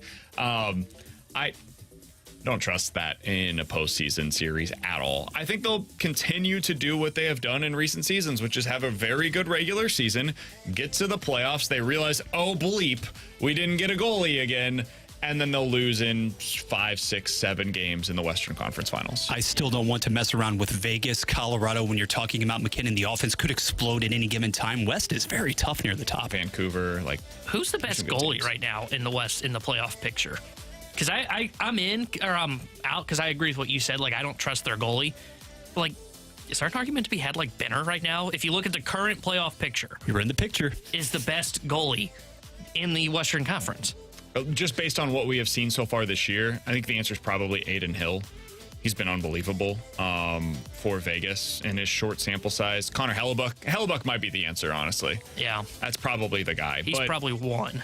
If you're talking about including in previous history of playoff success, yeah, I'll take Benner over just about anybody in the playoffs. That's the thing is, it's kind of hard to have this conversation about Jordan Binnington because his regular season stats almost don't even matter for me. I just get him to the playoffs and he'll be your Jock Peterson and it'll be great. Yeah. I'm out, and I think looking at the West, I think you're right. I don't trust their goaltending, and now that I'm kind of thinking about it, Ottinger in Dallas, you mentioned Hellebuck, I can't see them getting through the West. They remind me of I don't even know if they're a good comp, but the Pacers where they had Paul George was whoa, this team's really good in the regular season. And then they happen to run into somebody really good named LeBron and a really good team that knows how to win. And then they just went home every year in the playoffs. And that's what Edmonton kind of reminds me of. Yeah, the Western Conference at the top is very good this season. The comp would be Colorado, who won the cup with a bunch of also-rans in net for them. That would be the comparison for what Edmonton would have to do this season. They just win with dominant offense and pretty good defense, and they just blitzkrieg everybody they go up against.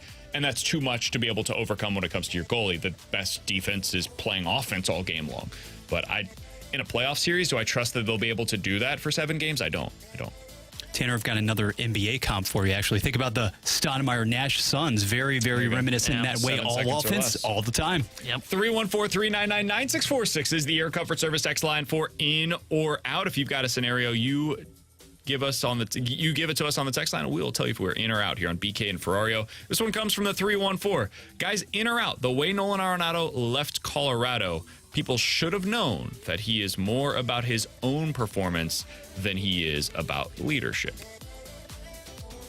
I'm out on that because I don't think that was about his performance because he was still performing well in Colorado. That was because he saw that they didn't want to win as an organization. And I don't think there was any denying that. They've always operated as hey, we can have one big contract and then we'll kind of piece it together. Look at what they're doing now with Chris Bryant. And that contract's been a disaster. So I would say I'm out on this. I don't think that was a personal, I'm upset, I'm not playing well, it's because I'm in the Coors effect. No, I think it was, hey, I can see now that I've gotten my smarts about me, I can see this organization doesn't give a bleep about winning, and I want to go be playing for a winner. So I'm out on this. I'm out on this, but I do think there is some nugget of truth in it, so to speak. I think sometimes we just push away any negatives that could have possibly come with the player when they become your player. When they come from somewhere else and they are now yours. It's oh, that won't be a problem here. It's a problem for you. It's not going to be a problem here. Remember when Marquez Valdez-Scantling signed with the Chiefs and Packers fans were good luck with that one. It's oh, it's fine. He's playing with Patrick Mahomes. What could possibly go wrong? We've seen it. There's a lot that could go wrong with him. Or when, for example, Wilson Contreras, last year, you get to the trade deadline, 2 years ago, I suppose, you get to the trade deadline, nobody will trade for him as a catcher. They will only trade for him as a designated hitter or an outfielder. And it's when he signs with the Cardinals, oh, that's okay. It'll be fine. He's going to be working with the Cardinals. They had Yadier Molina for 20 years. They'll certainly know how to get the best out of him behind the plate defensively. They'll be able to get him up to speed. Well, obviously, there was a lot more of a learning curve there than what the Cardinals were anticipating. So I think the same could be true for Nolan, where is he the most difficult person in the world? No, I don't think that's the case. But I do think there is some stuff there that maybe the Cardinals weren't previously aware of, anticipating, or expecting in St. Louis because they expected, hey, all of that's going to change when he feels what it's like to win here in St. Louis, and I don't know that it has. And I think, and I've mentioned this a couple of times, I feel like this week and last week, and I think that what happened there to that point was the Cardinals said, hey, he'll be happy because we're winning and getting to the playoffs. And I think what they didn't realize was he doesn't want to just win the Central. Arenado has the same fight that Ollie has, and I want to go win a World Series. I want a World Series on my resume. Well, Mo and the front office and ownership are, hey, he should be happy. 85 wins can win the Central. Oh, sign us up. And then they just point to Arizona from last year and say, that could be us. Yeah, we could do that. All right, from the 314, guys, in or out, there are at least 5 future Red Jackets on the Cardinals right now. Ooh. That's an interesting one. Matt Carpenter will and should be a future Red Jacket member, in my opinion. Agreed. Other locks. Would you say that because he won an MVP here, Goldie is a lock to be a Red Jacket member? I would, but I would hear the argument for some people that would say no. What about Nolan Arenado? He's different for me. I don't think he's a lock yet. TBD. Yeah. Okay. Would you project yes or no on those two? Yes for Goldie. I would project yes on Goldie. I truly don't know about Arenado. I would think yes based on what I saw in Katie Wu's fan survey of like, I think she had a question of like, what is your hope of Arenado bouncing back and Goldie bouncing back? And everybody said like yes. There was no like I'm giving up on him. So I would say yes. I think those 3. I think so too. I would add Jordan Walker as a projected potential Red Jacket member. I know that's getting way out over our skis, but I probably would have him in this category. Bingo. And if you were to put a 5th, who would be your projection on the 5th? Because I think I'm out. Like I would say, my answer would be no. I'm out on this. But if you were to have a 5th Red Jacket member on this upcoming season's team, for you, who would it be, T-Bone? Oh man, that is tough because I don't know who the other. I don't look Nootbaar. It would be Nootbaar probably. Interesting. If Nootbaar ends up staying healthy and kind of piece it together, I mean, he's going to be an all-around outfielder. Plays defense, has some power, and we've seen the popularity, and it comes down to voting from the fans. So I would probably say Nootbaar would be my 5th. I was going to go Donovan. For a lot of those same reasons that you were just discussing. Like, he's got the leadership qualities. I'm not trying to get too stuck on leadership today. It's like been the theme of our 12 o'clock hour. But Donovan, from the leadership perspective, he plays the quote-unquote hard 9 that Cardinals fans love. He's got all the defensive versatility. If that dude has a couple of playoff moments, that's the biggest thing, is whoever the guy is that we're going to put as the 5th member, it will come down to, did they have a moment or two in the postseason, like big-time moments that led to a World Series. Hey, I think Donovan has those kind of qualities. If you're putting Walker in the mix, why not? Let's project way ahead. If you end up getting and benefiting from your first transcendent shortstop in about 20 or so years, I'll go Mason Wynn. Why not? I like him. He's Bradford Bruns. You know who has an interesting case real quick? Is Giovanni Gallegos. Because like Gio's like been one of the best relievers since the Cardinals acquired him. I think you can only make it if you end up being a closer for a really long time. That's the thing, is like I feel like he won't get it, but like he's been awesome ever since becoming a St. Louis Cardinal. Also, I would say more fans have a negative opinion right now on Gio than you positive. wait till he's an all-star this year, fan base. We've got a lot of people that are saying Lance Lynn. I mean, he was really good his first time around, but the second act will have to determine everything. I think he would have to win a World Series this year. Like in the next 2 years, he would have to be a big part of them winning a World Series. And if he does, you could put him into that criteria. But the bar to clear is just so high for a pitcher here in St. Louis to become a Red Jacket member. I'd be surprised. But I'm not going to say no. I'm not going to, like, a definitive no. I don't think that's fair for me. All right, coming up next, which team deserves more credit for the way that they acquired their quarterback, the 49ers or the Chiefs? We'll talk about it next here on 101 ESPN. Coverage of 101 ESPN is presented by Onder Law Injury Lawyers. GetJim.com. This Friday morning, 101 ESPN invites you to participate in the 24th Annual Hardee's Rise and Shine fundraiser. Stop by any participating Hardee's in the bi-state area this Friday morning and grab a sausage biscuit or egg biscuit for the special price of just $1. 100% of the proceeds of all funds collected will help heat up St. Louis, supporting people in need in both Missouri and Illinois. Help heat up the St. Louis region this Friday morning at any participating Hardee's. Find more info at 101ESPN.com.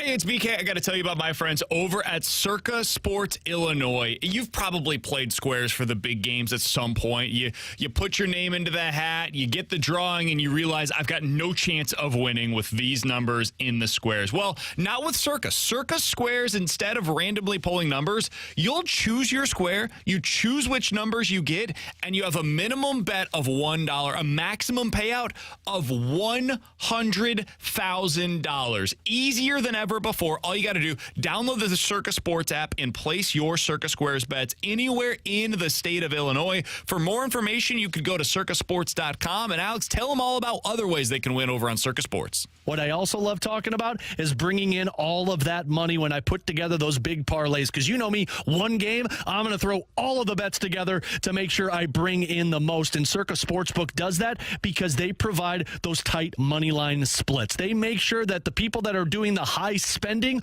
are bringing in the most in return. Plus, they're very transparent. You know what Circa Sports is bringing you because they want you to check out other sportsbook apps. So find out why BK and I love Circa Sportsbook Illinois. If you or someone you know may have a gambling problem, call 1-800-GAMBLER or text ILGAMB to 833-234.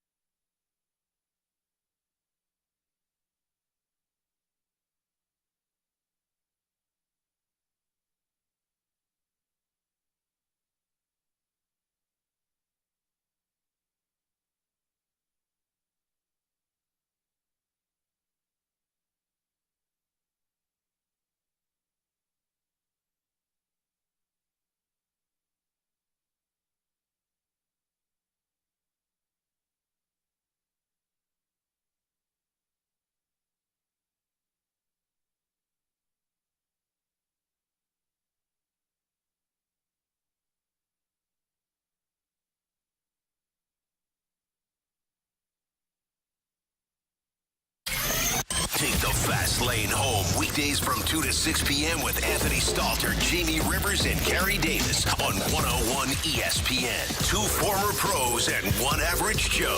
The fast lane is driven by Scrap Mart Metals Recycling. 101 ESPN Sports Center. Noteworthy matchups across the NHL landscape. Good afternoon. I'm Bradford Bruns, and this Sports Center update is brought to you by Saliga Heating and Cooling. The Blues remain idle until the weekend, but tonight brings a slew of quality contests on the ice. Edmonton can tie the NHL record for most wins in a row by beating the Golden Knights. Elsewhere, Colorado attempts to bounce back from a 2-1 loss to the Rangers when it visits New Jersey. Another Central-centric affair pits Dallas against Buffalo. College hoops, Kansas State pulls off the upset versus number 4 KU 75-70. Tomorrow, Missouri plays host to Texas A&M, while SLU draws LaSalle. This Sports Center update was brought to you by Saliga Heating and Cooling, an independent American Standard heating and air conditioning dealer. Giving you the picture, the real big St. Louis sports picture. It's BK and Ferrario, live from the Car Shield studio on 101 ESPN. The 49ers had no intention of Brock Purdy doing what he's done, right? They had Trey Lance. That was supposed to be their guy. And Brock Purdy was, a developmental prospect that could eventually step in if something were to go off the rails with Trey Lance. But that was more of a shot in the dark, whereas there was a clear plan. You don't see teams that are picking in the back half of the first round take those huge types of swings. But it was clear that they had some kind of conviction on Pat Mahomes, and they saw something that nobody else saw. So that was Chris Canty on Unsportsmanlike, which you can hear weekdays right here on 101 ESPN prior to the opening drive. Our girl Michelle Smallman on that show as well. I agree with what he's saying there. Obviously, who am I going to be to disagree with it? The team that deserves more credit for the way they acquired their quarterback is very clearly the Kansas City Chiefs. But if we want to get into the nitty-gritty of this, kind of change it up a little bit, I think the team that I would look to as like the model for other teams of, hey, how do you make this work when you have that quarterback? I do think that there is something to be said for the way that the 49ers drafted, developed, and put their quarterback into a position to succeed. Now, the Chiefs had that as well, but it's hard to recreate Tyreek Hill and Travis Kelce. Like, okay, take the tight end in the third round who has some injury history, will not play in his rookie year, and then will become the best tight end in the history of football. Take Tyreek Hill in the fifth round who has this pretty rough past, and you've got to go through that entire PR situation and just honestly the bad look of taking a player with Tyreek Hill's past, and then transition him from wide receiver or from running back to wide receiver. And then I bet you by the end of year one, people look at him as the next Antonio Brown, because that's what he essentially is right now with who he is as a player. He's Antonio Brown, but with better speed. That's really tough to accomplish, though.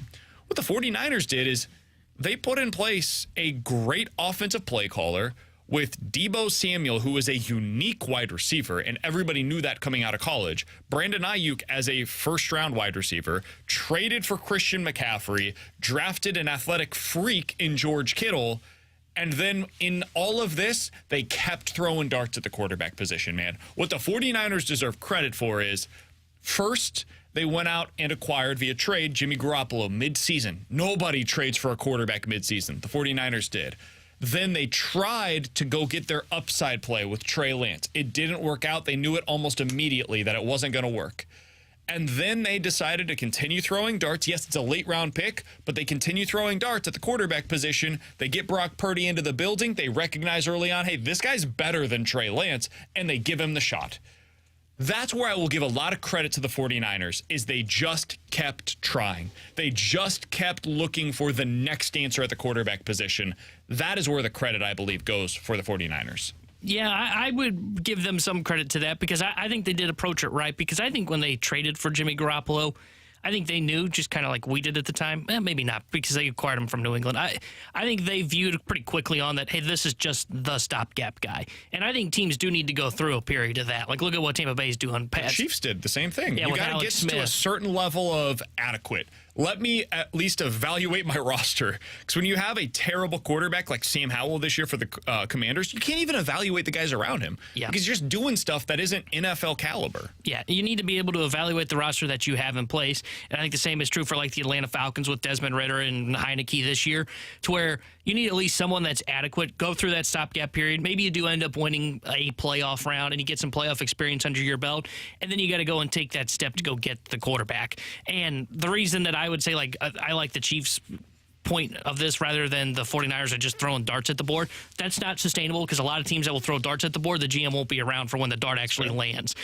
So I would say the Chiefs did it right, because they traded up, they got their guy in the first round, and the 49ers lucked into Brock Purdy. Whether you want to say they evaluated him as Mr. Irrelevant, that's fine, but I don't even think when they drafted him they thought he was going to be the guy, because they made their trade for Trey Lance, misevaluated what Trey Lance was going to be, and let's be honest, John Lynch and Kyle Shanahan should be thankful Purdy did develop, because otherwise those guys would be the unemployment line. And the valuable piece of it was they already had the roster in place where somebody like a Brock Purdy can succeed. They've got the coach, they've got the weapons, they've got everything in place to be like, okay, even if this guy is not as skilled as Trey Lance we thought he was going to be, he can succeed here, because just get the ball in the hands of your playmakers and go make it work from there.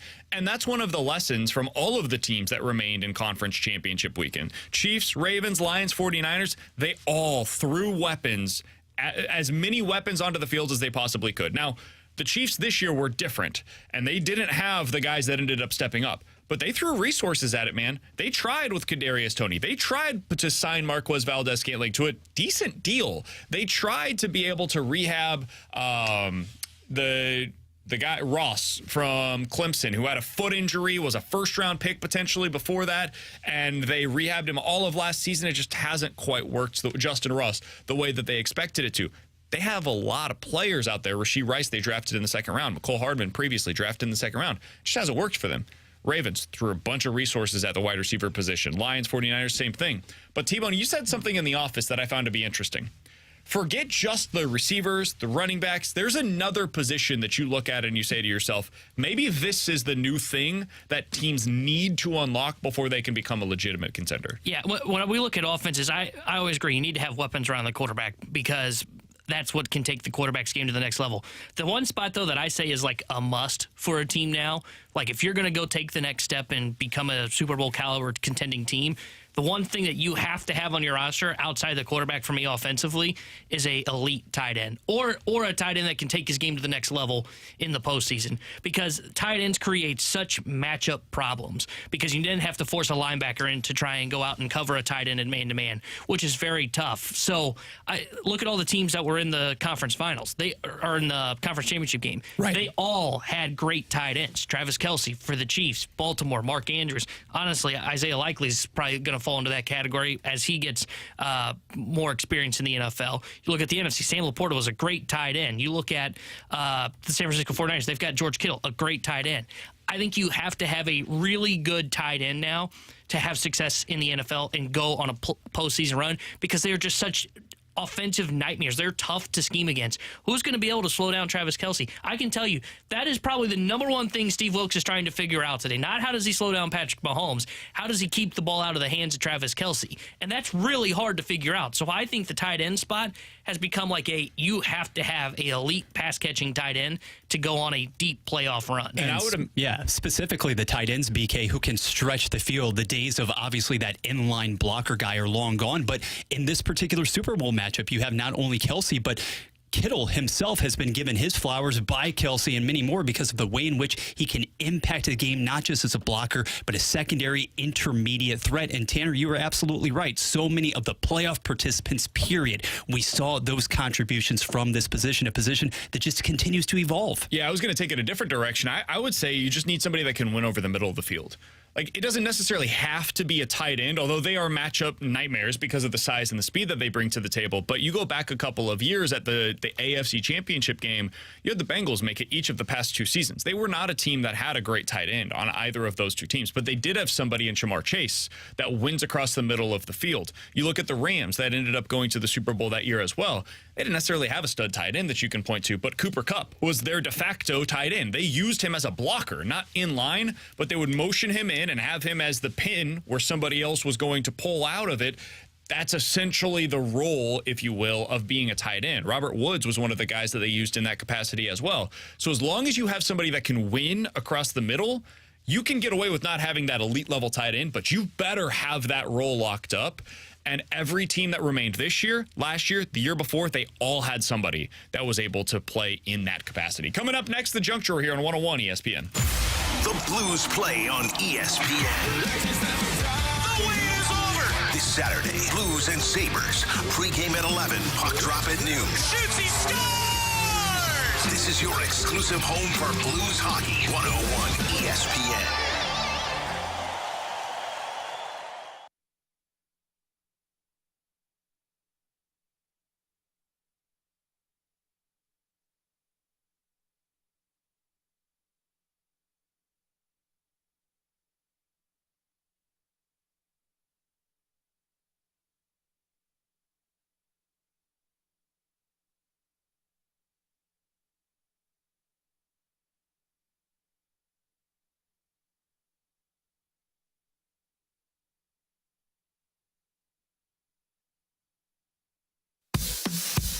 Unbeatable February deals now at Dobbs Tire and Auto Centers. With 43 stores located all over town.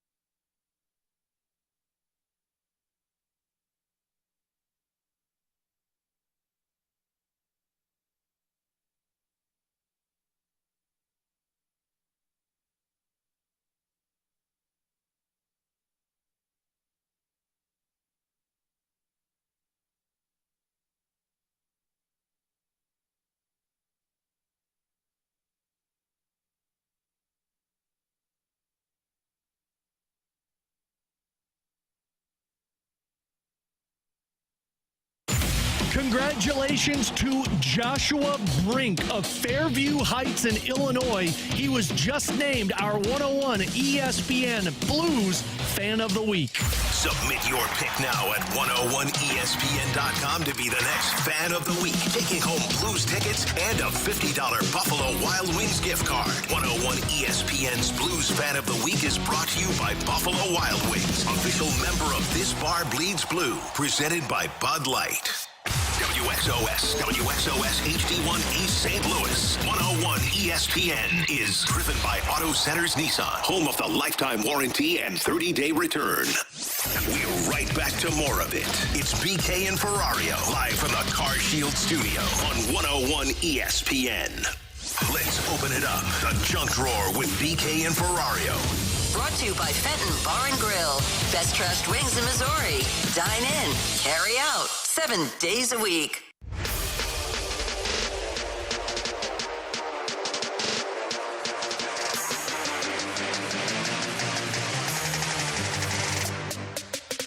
All right, let's dive into the Junk Drawer. T-Bone, what do you got for us today? BK, have you ever done a food eating competition, whether it be like at a fair or just like when the family's together, you guys do one? What we did with the Capri Sun, where I sucked that bad boy down in like 7 seconds, broke the world record. Nobody was there to see it, of course. It is on video, so if you want to check it out, you can do that. I think it's over on YouTube somewhere, maybe Twitter. Didn't it get beat pretty quickly after that?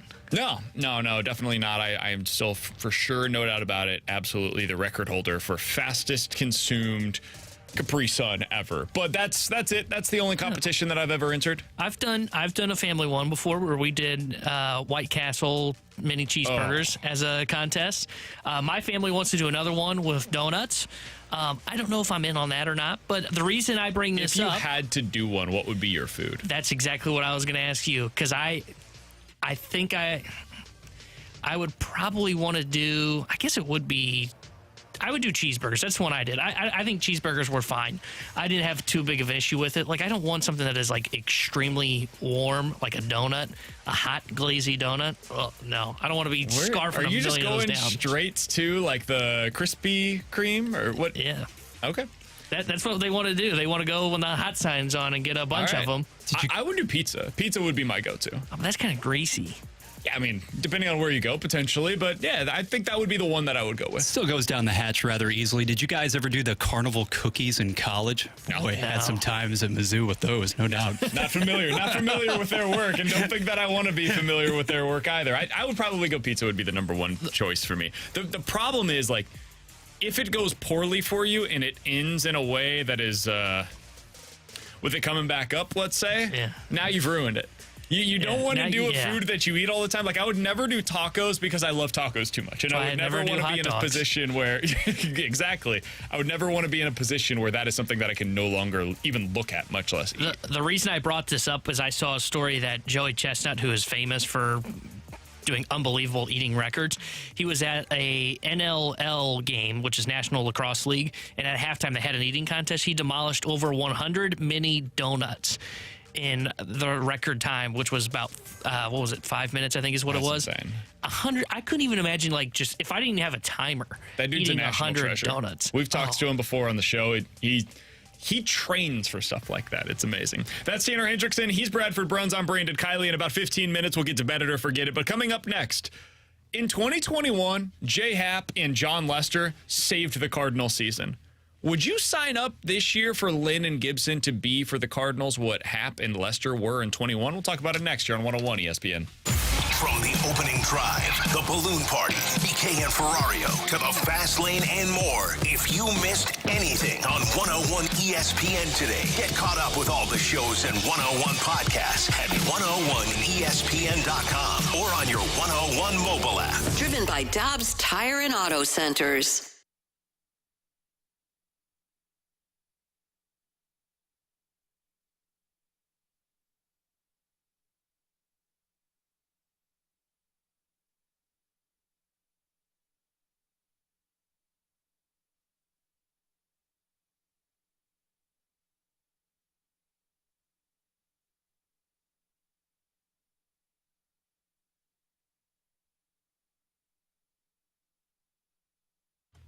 Hey, it's BK. You just couldn't pick a worse time to sell your home. Sure, it's worth a small fortune, but are you really going to swap that 2, maybe 3% interest rate and pay 7 or 8 instead?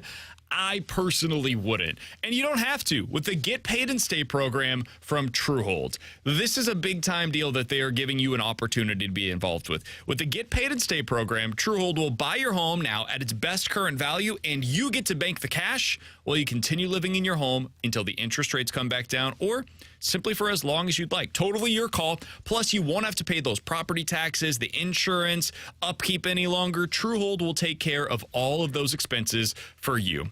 To learn more about Truehold's Get Paid and Stay program, call 1-855-300-9993 or visit them at Truehold.com to learn more about the smarter and faster way to cash out on your home's full value without having to move. That's Truehold.com.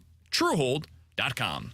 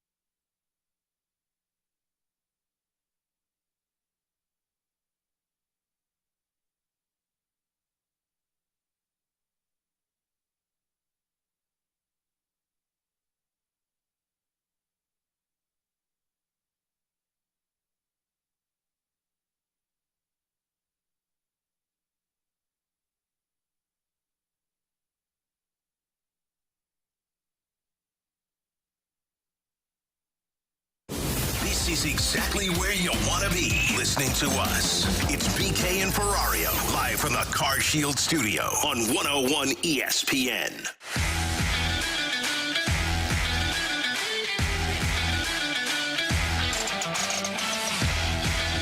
Alongside Tanner Hendrickson, I'm Brandon Kiley. So Jay Happ and John Lester came in 2021 and saved the Cardinals season, allowed them to have that big run to get into the postseason, convinced me, maybe you, that the Cardinals actually had a chance to do something special that postseason. And then, of course, it all came to a screeching halt in the postseason because that's kind of what happens with the Cardinals season. But those two guys at the back end of the Cardinals rotation really saved them in a massive way, and I don't know that any of us really anticipated that taking place. T-Bone, I remember at the deadline when they announced these moves, we had an extra hour of our show. I think the Fast Lane was doing a remote that day, and then they had to come back in studio, if I'm not mistaken, and so we covered like 2 to 3 o'clock along with what we had on the show.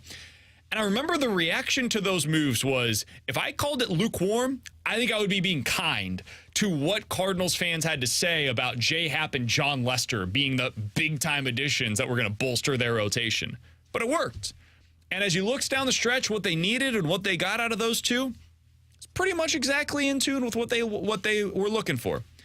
If you projected their 2021 end-of-season results with the Cardinals over the course of a full season, here's what you would have had.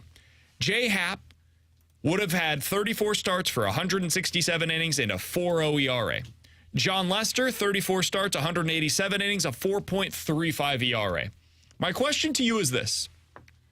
If I told you could lock it in right now, Lynn and Gibson will be for you in 2024 what the projections would have had for Happ and Lester in 2021.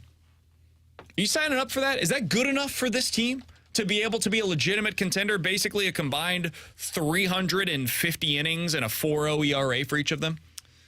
So I would lock it in because I think there's a lower floor to that as well. Like I think I could totally see where Lynn and Gibson have worse years than that, considering they had worse years last year compared to what those numbers are. So yeah, I would lock it in. Now, what that does for the Cardinals in terms of like their ceiling, I really don't know, because I think that helps them get to this 85 win mark that we're talking about. I don't know if it does much more for them than that, because just about how I felt and how you said lukewarm would be kindly when the Cardinals acquired J. Happ and John Lester at the trade deadline. That's kind of how I felt when the Cardinals signed Lance Lynn and Kyle Gibson this offseason. So I would lock it in if those are their numbers, but I don't know how much that really helps this team, because I thought their biggest issue last year wasn't an innings deficit like they like to think there was from their rotation. I think that was some of a problem.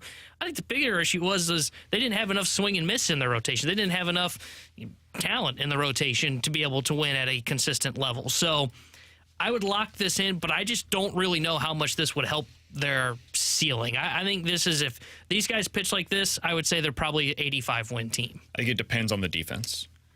I think it entirely depends on the defense this year. If your defense gets back to what it was in 2021, sure, yeah, you could have the result. There, you could have the pitchers like J. Happ and John Lester, and it could work. And I think you'll get pretty good results out of somebody like a Kyle Gibson or a Lance Lynn. But if your defense is what it was last year, there's no chance. You have no chance whatsoever of being able to get these kinds of results out of those guys. Like, you had Bader, Carlson, O'Neill, Arenado at that version of Nolan Arenado form, Edman at second base, Goldie, Yachty behind the plate. Your defense was elite at almost every single position dating back to 2021. I can't say that about the 2024 Cardinals, man. Like, as of today, you go into the season with a slightly below average defense. Hopefully Mason Wynn can make up for that at shortstop. Hopefully you get big time results from Tommy Edman in center field. Hopefully you get a healthy season out of Lars Nootbaar, which helps you in left field, and you get slight improvements from Jordan Walker and right. And if so, you could be average to good defensively this year. But 2021, you were elite, and that helped you get guys like Happ and Lester to pitch up to those levels. I think it's going to take a lot to get the same thing out of Lynn and Gibson this year. So to answer the question, like, would I sign up for it? Hell yeah, dude, because I think there's a pretty decent chance they're worse than what we saw from Happ and Lester with a 4.0 and a 4.3 ERA back in 2021. It's going to be hard for these guys to reach those levels. So I think the guys that this would impact the most on the defensive conversation would be Michaelis, which is a big one for the Cardinals, absolutely, and Gibson. I don't know so much about Lance Lynn because I think his bigger issue is just keeping the ball in the ballpark, which the outfield can't catch if it's not in the ballpark. But like, I would push back a little bit on the. You asked me this question last week of what was the biggest issue for the Cardinals. I said pitching. You said defense. Yep. I would push back a little bit against the defense conversation, not because I thought it was good, but I don't think it was their biggest issue last year. I think if you had swing and miss, you could have gotten by with their defense last year. Because I look at like the Philadelphia Phillies. We talk about them a lot, right? They have a 1-2 punch in Nola and Zach Wheeler. But you do have more swing and miss this year than you had last year. They do. By a pretty good margin, actually. They do. And that's why what I'm trying to say is, like, the defensive conversation, I don't think, like, if the defense was the same as it was last year, I think it hurts Michaelis and Gibson, but maybe you're better. You're still better because their pitching is better than it was last year. That's what I'm trying to say. Is like the Phillies had the 26th worst defense in all of baseball. They were a playoff team, and they have a 1-2 punch of Nola and Wheeler. I don't think their issues were all. I think it was part of the issue was the defense, but I think their pitching issue last year was they didn't have guys with swing and miss. And I think the swing and miss is better this year, and I don't think the defense determines whether or not like Gibson and Lynn end up. I think it dictates if Gibson can get to this point. Lance Lynn, I think, is he swinging, getting swing and miss, and keeping the ball in the ballpark. That's his biggest issue for me, at least. Yeah, I think their defense was a bigger issue than we're giving it credit for right now. I think last year they were horrific defensively for the vast majority of the season. I mean, we talked when we went down there. We talked with people with the Cardinals who said anytime a ball is hit in the air, we're terrible, absolutely terrible. And when you have something like that, I think your pitchers sometimes pitch timid. I think that's something that we can't really account for in any of the numbers that we're going to look at. But I don't think that the Cardinals pitchers believed that the defense behind them was going to make a play. Whereas in 2021, how many times did we hear from Happ or Lester like, hey, just let the ball get into play and our defense is going to take care of it for us. We knew that was going to take place because you have Arenado, DeYoung, Edman, Gold, like everybody behind them, they knew were going to make plays for them.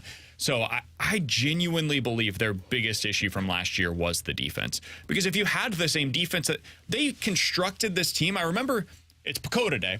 I remember talking to Craig Goldstein this time last year, who is the managing editor for Baseball Prospectus, which is the platform that produces PECOTA.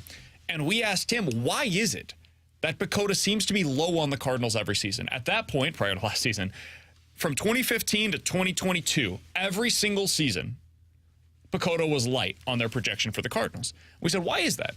And he said, it's because the Cardinals have a type of pitcher that they rely on. They rely on this ground ball pitcher that you're saying, T-Bone, you're right, don't have enough swing and miss stuff. And the projections hate that because once the ball is put into play, they assume that it's going to be a average defense behind you. And that's where you get into like the fielding independent and all those numbers. But for the Cardinals, it's not an average defense. Previously, the Cardinals had for most of those seasons a great defense behind their ground ball pitchers. And that makes those pitchers play up. Their performance is boosted by the defense behind them. And last year, they still had those same pitchers, but they had a terrible defense behind it. And so as a result, like the team that they had constructed was built on a house of cards, and we had no idea. It would be like if you were building it like off of a cliff, but there was like this projection screen that was next to you, and so you didn't realize that you were on a cliff. You thought you were building it like in the middle of Missouri, and yet, oh no, like we're about to fall off of this cliff. That's what the Cardinals did last year. It was horrible. So this season they're going into it with more swing and miss, I think, to make up for the fact that they don't have the same defense that they were 3 years ago. If you told me today that you will get a 4.0 and a 4.3 ERA out of Lynn and Gibson this season, and that they will pitch a combined 350 innings between them, I think we will look back at this Cardinal season, assuming everything else kind of stays as expected, and say that was a successful year.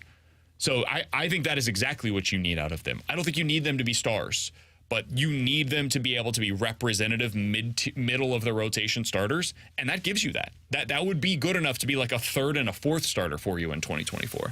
Yeah, I agree. The problem is they have four of those guys, and that's where we get back to our conversation of the number two. So yes, I would sign up for that, and the reason I could just question what will their ceiling be is I think it will be determined by what, and we've talked about it. Do you feel that way? You feel like Lynn and Gibson are in the same criteria as Michaelis and Matz? Because I don't. I view them as two separate categories, almost three separate categories. I think they're in the same conversation as Michaelis, because Michaelis is a pitch to contact and his ERA will fluctuate on the defense. And I think, as you saw last year, I think Michaelis was a 4 last year. And I mean, he had what, a 4.35 ERA or a 4.85, I think, which is kind of like what we're talking about here in the projections is they're 4.35 for Lester. Before he was like considered a number one starter for the Cardinals. Yeah, and they had a better defense. And I think Michaelis benefited massively from the shift in both 2018 and 2022. 4.78 ERA and 35 starts. Like, I think Michaelis, because of the banning of the shift and a pitch-to-contact pitcher, I think the ceiling for him is like a 3 or a 4, which is the case for these projections that were. If you went with Happ and Lester, they pitch as like 4s for the Cardinals that year. Would it surprise you if this year Jordan Montgomery and Miles Michaelis had similar numbers? Yes.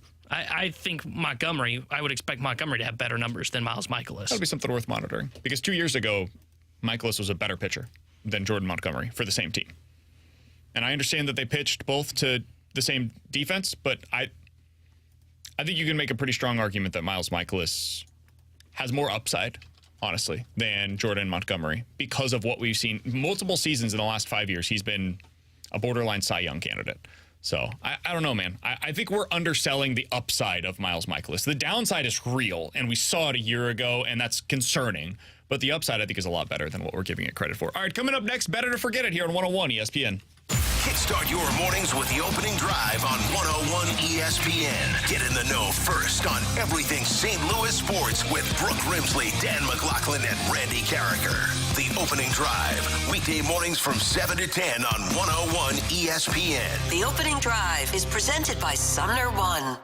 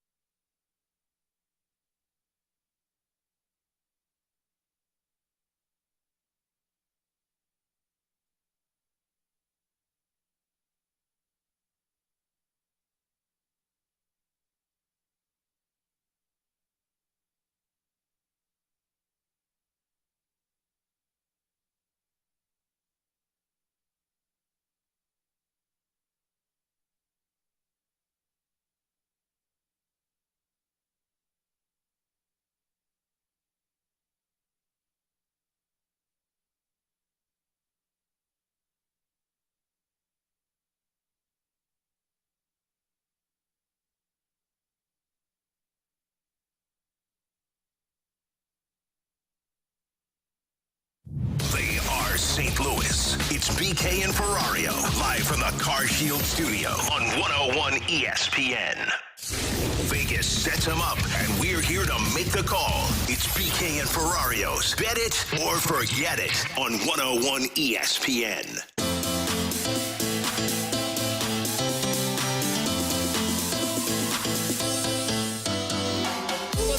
Better to Forget It here on 101 ESPN. 314-399-9646 is the air comfort service text line to get involved in the show. If you got a scenario, we'll tell you if we're betting it or forgetting it here on BK and Ferrario. T-Bone, I went through some of the projections last night over on FanGraphs. Today's PECOTA Day here in St. Louis, which means it's projection day. Ooh, celebrate. Boy. I want you to bet it or forget it on these stat leaders for me. We can go through these quick hitter style. batting average leader for the team in 2024, according to the Zips projections, will be... Big money. Alec Burleson with a 272 batting average. Better to forget it. Burley leads the team in batting average this year. Forget it. No, I don't know how. I mean, maybe because he doesn't have a lot of playing time and he ends up hitting like 350. But no, I would say I would take Paul Goldschmidt over him. I would take Arenado over him. Nootbaar and Walker over him. I would take those four ahead of him before I got to Alec Burleson. Forget it for me as well. I don't envision Burley making a 28-point jump from last season. Now, my candidate number one guy is going to be Goldschmidt. Granted, he dropped off by about 50, but only 3 times, guys. 3 times in his 13-year career has he actually hit below 290. I still think he's the guy to pick in this category. Yeah, I'm forgetting it. I think it's going to be Jordan Walker. I think Jordan Walker hits like 285 plus this upcoming season, and that ends up leading the team. All right, next one up. Home run leader is Nolan Gorman. They have been projected for 28 home runs. Better to forget it. Gorman leads the team in homers this year. I'll bet it. I'll bet that, and I bet it could even be more than that. I really hope it's more than that, because that means if Goldie and Arenado aren't at that mark, there's serious problems with the offense. Yep. But I would bet it. I could see where he leads them, where he gets this whole back issue figured out, plays more games, stays healthy, plays more than 119, and if that's the case, he's got the best raw power on the team, so bet it. I will forget it as well, because I still need to see more power from the left side. Last year, 4 homers and 86 plate appearances against Southpaws. I'm rolling with Arenado here because last season he was below 30 for the first time since his second full season when you exclude the COVID year. Primed for a bounce back in that department. I would go with a bet on this one as well. I think that he's going to lead the team in homers. It'll all come down to his health, though. If he's healthy, I think he's fine. If he's not, obviously that's going to lead to somebody else leading the team. Last one here. Better to forget it. These are the Zips projections, who they have leading the team in innings pitched for the upcoming year. They have Miles Michaelis. They've got him at 165. Better to forget it. Miles Michaelis leads this Cardinals team in innings pitched in 2024. I would bet this because he's been right around that 200 mark the last couple of years. He's actually surpassed 200 innings both last year and in 2022. He's healthy. He could do that again, and that would lead the way. So I would bet this. Bet it for sure. This is the one slam dunk. Nobody else on the staff is going to approach those totals. When you think of Miles Michaelis, you think of a number way, way in excess of 160 in that range. Give him about 200 yet again. Yeah, I'm going to bet this as well. They've talked all offseason about the value of innings from guys like Lance Lynn, Kyle Gibson. I think they'll get innings from them. Sonny Gray, I think, is fewer innings than what we're talking about with the rest of these guys. But Lance Lynn, I think, would be the top contender. If it's not going to be Miles Michaelis in 2024, I would go Lance Lynn, actually, as the guy that ends up leading your team in innings. He threw 183 a year ago despite having a 5.7 ERA. If he's better, like if he's just the innings individually are better, he will get deeper into games again. It shouldn't be a shock to anybody if he gets to 200 innings for the Cardinals this upcoming season. What do you think their hope is in terms of like how many guys surpass I'll go 190. 3. 2. I mean, realistically speaking, 2. I think it's Lynn and Michaelis, but if you're going like 170 or above, 3, I think Gibson would throw into that category as well. What do you think the total will be for Gray then? I would think like you're hoping. I think you're hoping for like 28 starts and like 165 innings. Oh, okay. Because I was saying I would hope like 170. It's kind of been his career norm. 170 innings from 175 from Gray to go 30 starts at least. He's only hit that number 4 times in his major league career. He's just not a guy that typically gives you a ton of innings over the course of the season. He's more of that like 100. I think if you set the over-under at 150 innings this year, I would probably take the over, but there would be legitimate questions about it. If you have 3 guys in the conversation for 150 plus, that is already such a marked improvement over last year. Keep in mind, Jordan Montgomery technically finished number 2 on the 2023 team with 120 innings. Case closed. T-Bone? Yes. What do you have for us for Bet It or Forget It? Bet it or forget it. Well, I was just making sure that's where you were going with this. Bet it or forget it. Zach Thompson can take the role of Wade LeBlanc from that 2021 team. Oh, that's an interesting one. I'll forget it. I think he's going to primarily throw out of the bullpen this year.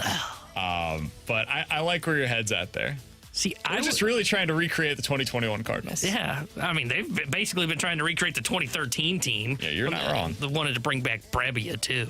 I would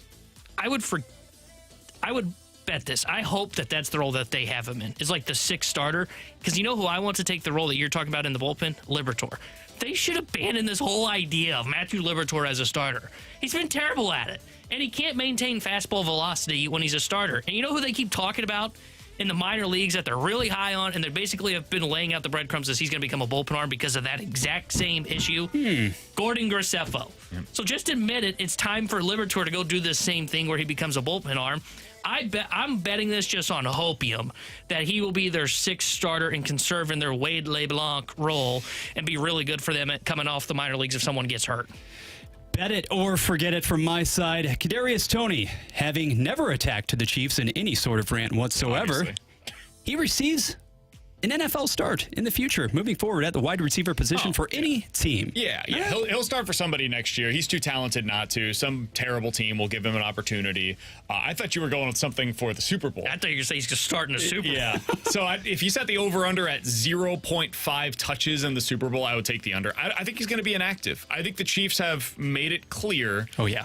What their decision is here. They're not playing Kadarius Toney. They tried McCole Hardman for a game. He got one snap in the AFC Championship game. They're exclusively playing the guys that they can trust. Marquez Valdez-Scantling, while untrustworthy in catching the football for the most part this season, was at least in the right spots. He was running the right route. He was lining up in the right position, and that was a hard thing for some of the other guys on this roster. So yeah, I think he'll start for somebody next year. It will not be in Kansas City. I think he's done with the Chiefs. Yeah, I'd agree with that. I would bet this. I think somebody will give him a shot. I think you're right. It'll be a bad team because he does have talent. Now, they'll have to work on the whole idea of like lining up on sides, but that's one of those that's easy to fix, so I would bet this. I don't know. He projects as a bit of a depth piece, albeit one still with upside for me right now. It'll be interesting to see. All right, bet it or forget it. This one comes from the 314. You guys can get yours in on the Air Comfort Service X line at 314-399-9646 or the Graveyard, the chat over on YouTube, youtube.com/101 ESPN STL is the other places you can do that. Bet it or forget it. The Cardinals have at least 5 players hit 25 or more home runs this year. Goldie, Arenado, Gorman. Walker. You could throw Walker into that mix and Contreras. So yeah, I'll bet it. Yeah, I'll bet it too. I think those are probably the 5. Maybe Newpark could get there if he's healthy.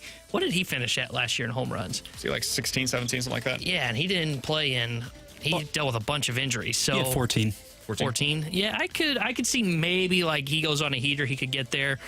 I'll bet this. I think they're going to have 5 guys to hit that mark. If you go with Newt's 162 game pace from the last 2 years, he's right around 20 home runs. So somewhere in this range. Yeah.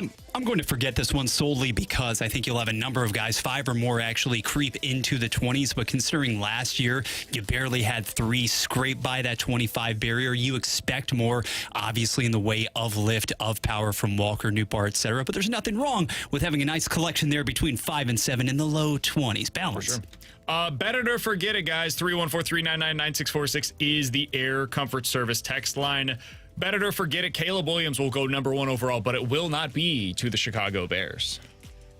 I'm going to forget this. I think the Bears are going to reset the quarterback clock, and they are going to draft him, and they'll get that 5th-year option. He's not going to be making a lot of money, and they're that team that's kind of got the roster in place. You think about it. They've got DJ Moore, who's a good number 1 wideout.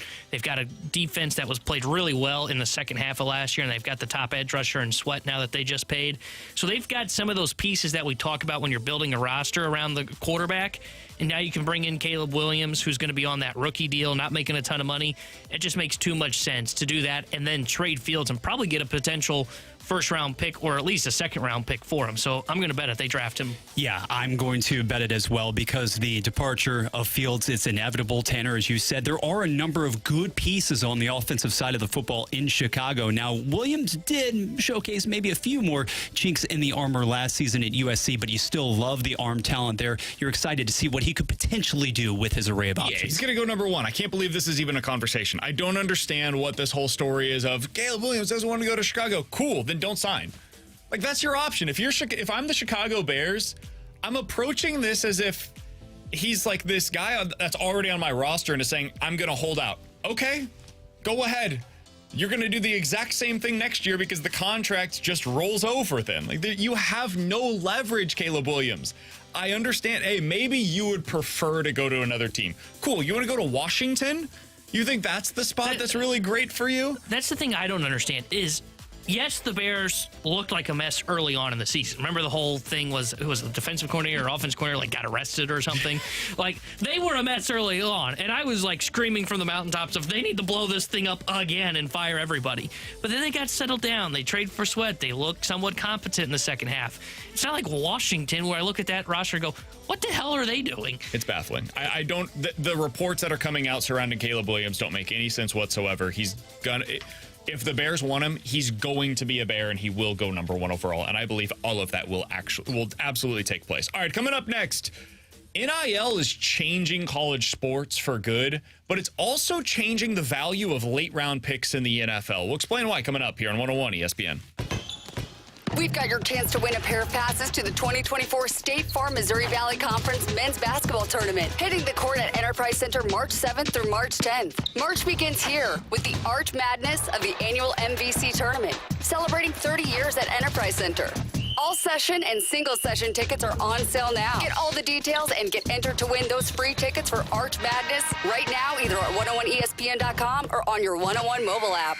Hey, it's BK. I got to tell you about my friends over at Victory Men's Health. They had 3 locations in the St. Louis area. Now they have added a 4th. If you were already going to a Fallon in either Missouri or the Illinois side of things, Town and Country, they've still got those locations ready to go for you. But they also have a new convenient location located in Sunset Hills, Missouri, right off of Watson Road. If you want more information about that, go over to victorymenshealth.com. Maybe you're somebody that is feeling a little groggy. You just don't have the same energy that you used to. Well, they could potentially help you out with that over at Victory Men's Health. They've got options for weight loss, erectile dysfunction, testosterone. They also have something that could help you out with some of their hormone therapy, micronutrient testing. It's all available to you over there. Again, victorymenshealth.com is the place where you can go.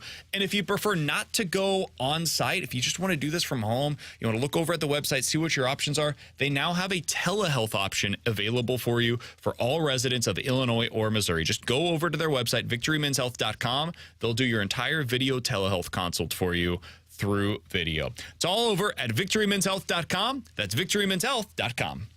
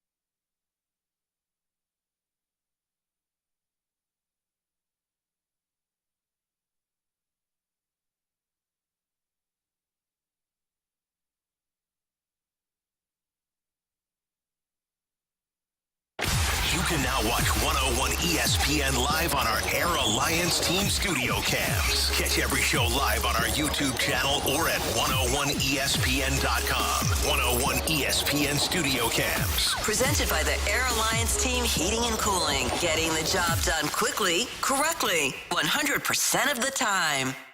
101 ESPN Sports Center. Reed aims to make it 3 Super Bowl victories. Good afternoon. I'm Bradford Brunts with your Sports Center update driven by Johnny Londoff Chevrolet and Johnny Londoff Autoplex. The big game between Kansas City and San Francisco doesn't unfold for several days, but Andy Reid will be making his 5th Super Bowl appearance. From one iconic coach to another, Dick Vermeil stopped by the opening drive earlier and spoke about what puts the Chiefs leader a cut above. He's been ahead of the game offensively, I think, for many years now. And the offense today is so mature with all the touches he's made on it through the many years that you just never know how he's going to beat you.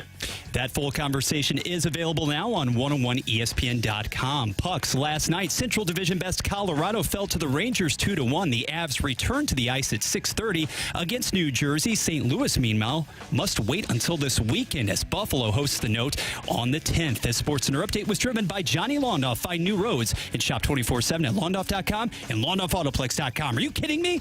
Giving you the picture, the real big St. Louis sports picture. It's BK and Ferrario, live from the Car Shield studio on 101 ESPN.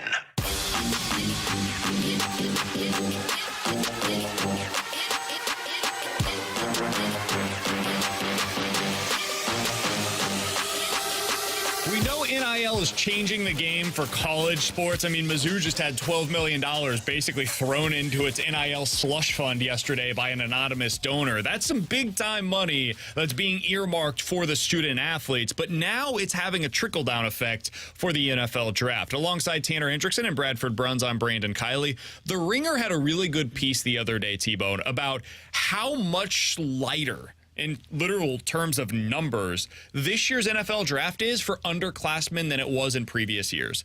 Last year, 5 years ago, there were 136 underclassmen that declared for the NFL draft, so early draft enrollees. This year, there are 58. That is less than half of what there were for underclassmen 5 years ago. And it's not hard to trace back where this is coming from. It's because kids are getting more opportunities by staying in college. It's twofold. It's one, NIL. I can earn money while I'm staying in college. I can continue working towards my degree while earning that money. Why not? The NFL's still going to be there at the end of this. I'm a 5th-round pick right now. Maybe I could boost my stock by coming back, right? There's no reason, no urgency to leave right now. The other reason is the transfer portal. What if you're a guy that was going to Western Kentucky? You're a junior. You were projected to be a 4th or 5th round pick based on the results that you had on the field at Western Kentucky. Now imagine if you take those results that you had there and you translate them to Florida State or Kentucky, Mizzou, whatever. You can now transfer up and have that opportunity of having a prove-it year while making NIL money at that new university by coming up from your previous school. This is going to have a significant trickle-down effect in the NFL. Last year, you saw a team like the Dallas Cowboys use some of their late-round picks to trade for Stephon Gilmore or to trade for Brandon Cooks. It was a smart use of those resources. T-Bone, I think now more than ever before, you will see smart teams investing those draft picks that previously were, underclassmen. Maybe you're hoping to hit a lottery pick, basically. Will this work? I don't know, but the 10% chance that it pays off, that guy could be really good in the 4th, 5th, 6th round. I'm just going to use those to go get as many different veterans on the cheap as I possibly can now. Yeah, I think it's going to be interesting to see if that becomes a theme for teams that are, I don't know what you would call the Cowboys, because I don't know if they were all in, because when I think all in, I think the Rams who are just like throwing 1st-round picks at everybody. But you're right. They did the smart decision. We're getting veterans on the cheap for these late-round picks. And I think that's really smart. I think Miami did that as well last offseason when they acquired Jalen Ramsey from the Rams for like a 6th-round pick or whatever it was. So it's going to be interesting to see how these NFL teams will go about it, and these teams that are kind of like on the fringe of like, hey, we're a playoff team, but we want to get real serious, and we need to go out and we need to improve a whole. Oh, here's this veteran that's out there that some team wants to kind of get off their books. I think it's the smart way. I think you're right to go about it, because you're right. It's a lottery if you're going to hit on those late-round picks. Now, some teams are actually really good at it. The Rams had a ton of success recently in the late rounds of these drafts. But I bet you that they would say, hey, if we can go out and get a certainty, we'll trade our back 5th, 6th, 7th round picks to go out and acquire that guy that'll help us, and we know for sure he will help us. I was about to say, rather than development. It's also something that's unsustainable. Sure, yeah. they hit on it. Great. You're going to continue to press your luck. You believe that that's going to work in 2024 and 25 and 26 and 27? Because I'll show you the entire history of the NFL draft of great general managers who didn't do that. Like, they think they're going to hit on every pick. You have to, of course. Like, otherwise, why are you even making the selection? There's reasons why they're picking all of these different players in an NFL draft, but the odds of it hitting, it's pretty damn low. If I'm sitting at a blackjack table and for 4 consecutive hands, I somehow end up with blackjack, that doesn't mean that 5th hand's going to come around and I'm more likely to hit it that 5th time around. No, it just means I got really lucky on 4 consecutive hands. I'm probably walking away, honestly, at that point in time. The Rams should probably do the same thing. They should say, you know what? I'm taking my winnings, and I'm going to start trading off some of those assets to go get guys that are proven commodities, because now I have cheap, cost-controlled young players because I was so good in the NFL draft late in the rounds in recent seasons. I think this is really good for the players, though, as much as it is like a downside for the team. When you have these opportunities to remain in college, I will never forget Henry Josie is a guy that I always refer back to. He had no reason to come back to Mizzou. None. He's a guy that had a significant injury at the University of Missouri. He's able to come back from it, and in 2013 had this incredible season, the year that Missouri got back on track, and he was a driving force behind it. He still technically had a year left of eligibility. There was no reason for him to return. He couldn't make NIL money at Mizzou. There was nothing left for him to prove. He had the injury history. He's a running back. Putting more tread on those tires is not going to make him a better draft pick. He needed to go. It was his time. If he had played in 2024, if that same 2013 season and his entire backstory, if he just push it up 10 years, and now he's doing that basically in the Schrader role last year, he'd probably come back for the 2024 season. And it'd probably be good for everybody involved if he had done so, because he could become a local legend at Mizzou. He could add even more tape to what he had already shown, and he could have another season of showing, like, hey, I am fully healthy. This knee is good to go. And he could profit off of it, because I don't know that he was ever going to be an NFL running back, but he could make some more money off of NIL at Mizzou. Instead, he didn't have any of those opportunities available to him, and so he has to go to the NFL. It didn't work out for him there, and his story was just over. His football story had come to a conclusion a year before it really needed to. So for stories like that and so many others, I'm really glad that these opportunities now exist and these kids can stay in school for the extra year instead of leaving early when the opportunity is not guaranteed by any stretch. Even if you are drafted, there's no guarantee that you're going to make that roster. The odds are incredibly low that you actually end up on the final 53. So I'm happy for the kids that these opportunities exist, but it is going to have some serious trickle-down effect going into the offseason. We're going to hit the BK and Ferrario Rewind coming up next. This Sunday, it's the Super Bowl on 101 ESPN. Chiefs and 49ers. Will it be another Kelsey Swift celebration, or will Brock Purdy crash the Vegas party? Coverage gets underway this Sunday at 4. Your exclusive home for the Super Bowl is 101 ESPN.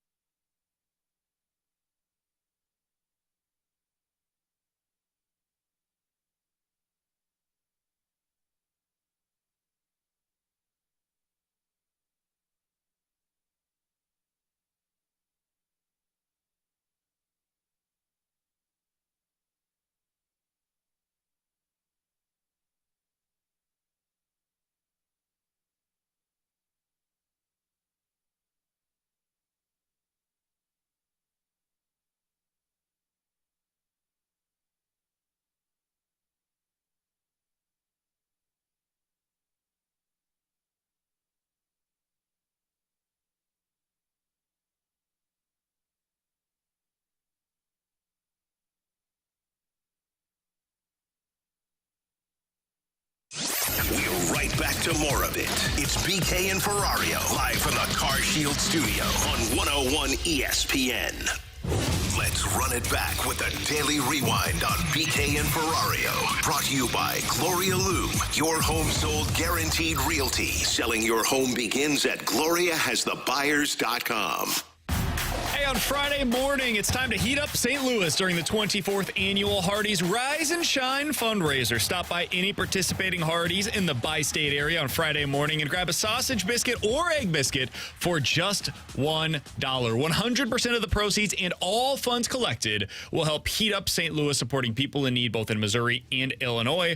On Friday morning between 6 and 8 a.m., I will be out at the Hardee's off of Zumbel, so if you want to come out, say hello over there. That would be absolutely fantastic. Otherwise, any of the participating locations in the St. Louis metro region, you can go over there, help out a very good cause. Coming up here in just about a minute or two, we'll give you an opportunity to win a pair of single session passes for the 2024 State Farm Missouri Valley Men's Basketball Tournament. It is the return of Arch Madness. It's coming up March 7th through the 10th at Enterprise Center. We'll tell you how you win those tickets here in just a moment. T-Bone, whenever we started the show today, we did so with the PECOTA projections. They have the Cardinals winning 85.5 games this year. I'll just round up 86 games. They have them as the third best team in the National League. I think this is the first time that I can remember that the PECOTA projections actually match up with what I think is consensus among Cardinals fans. Typically, they're a little low. This year, I think that's right in line with what all of us expect. The difference is we think the National League around the Cardinals is going to be a little better than PECOTA seems to. Yeah, the difference for me is I agree with the Cardinals at about 85, 86 wins. I agree that the Dodgers and Braves are better. Where I disagree is that Philadelphia and Arizona is like right around the same as the Cardinals. In fact, they project them to be a little bit worse. I think those two teams are slightly better than the Cardinals. I would say they're the fifth best team, in my opinion, in the National League. But I, for the most part, agree with the projections. And these projections just show me what I've thought most of the offseason. It's going to be a down year in the National League. It really is. The Cardinals, their win projection has them projected as the third best in the NL on the PECOTA projections. For hindsight, that's seventh in the American League. To give you an idea of how loaded the AL is, I think it's going to be a down year for the NL, and I think that's why you can say, like, hey, they win the NL Central, they get into a wild card round. I could see where they can win a wild card series, and then after that, who knows what happens. It's also why I would just be more aggressive. I've said this a million different times. I'll say it one more today. If you're going to have a muddled middle in the National League, it presents a unique opportunity for you to go out and really like drop the hammer and go be the best team from that muddled middle group of teams. You're not going to be the Dodgers. You're not going to be the Braves. There's no one move that you could make to reach that pinnacle. But you could be the next team in line. You could be the team that takes advantage of the Braves or the Dodgers if things don't end up going their way, or if one injury ends up taking place that kind of pushes those teams off to the side. So that's what I would do. I would sign one of Blake Snell or Jordan Montgomery. The Cardinals clearly are not. But you can win a pair of tickets to see the Missouri Valley Men's Basketball Conference tournament right now. 314-399-9646 is the Air Comfort Service text line. If your texter number 101, and you can tell us what T-Bone said he would compete in if he was involved in a food eating competition. What kind of food did he say he would eat? If you are texter number 101 with the correct answer, you're getting a pair of tickets to see the MVC tournament March 7th through the 10th. It's a single session pass. Coming up tomorrow, we will talk to you guys from 11 a.m. to 2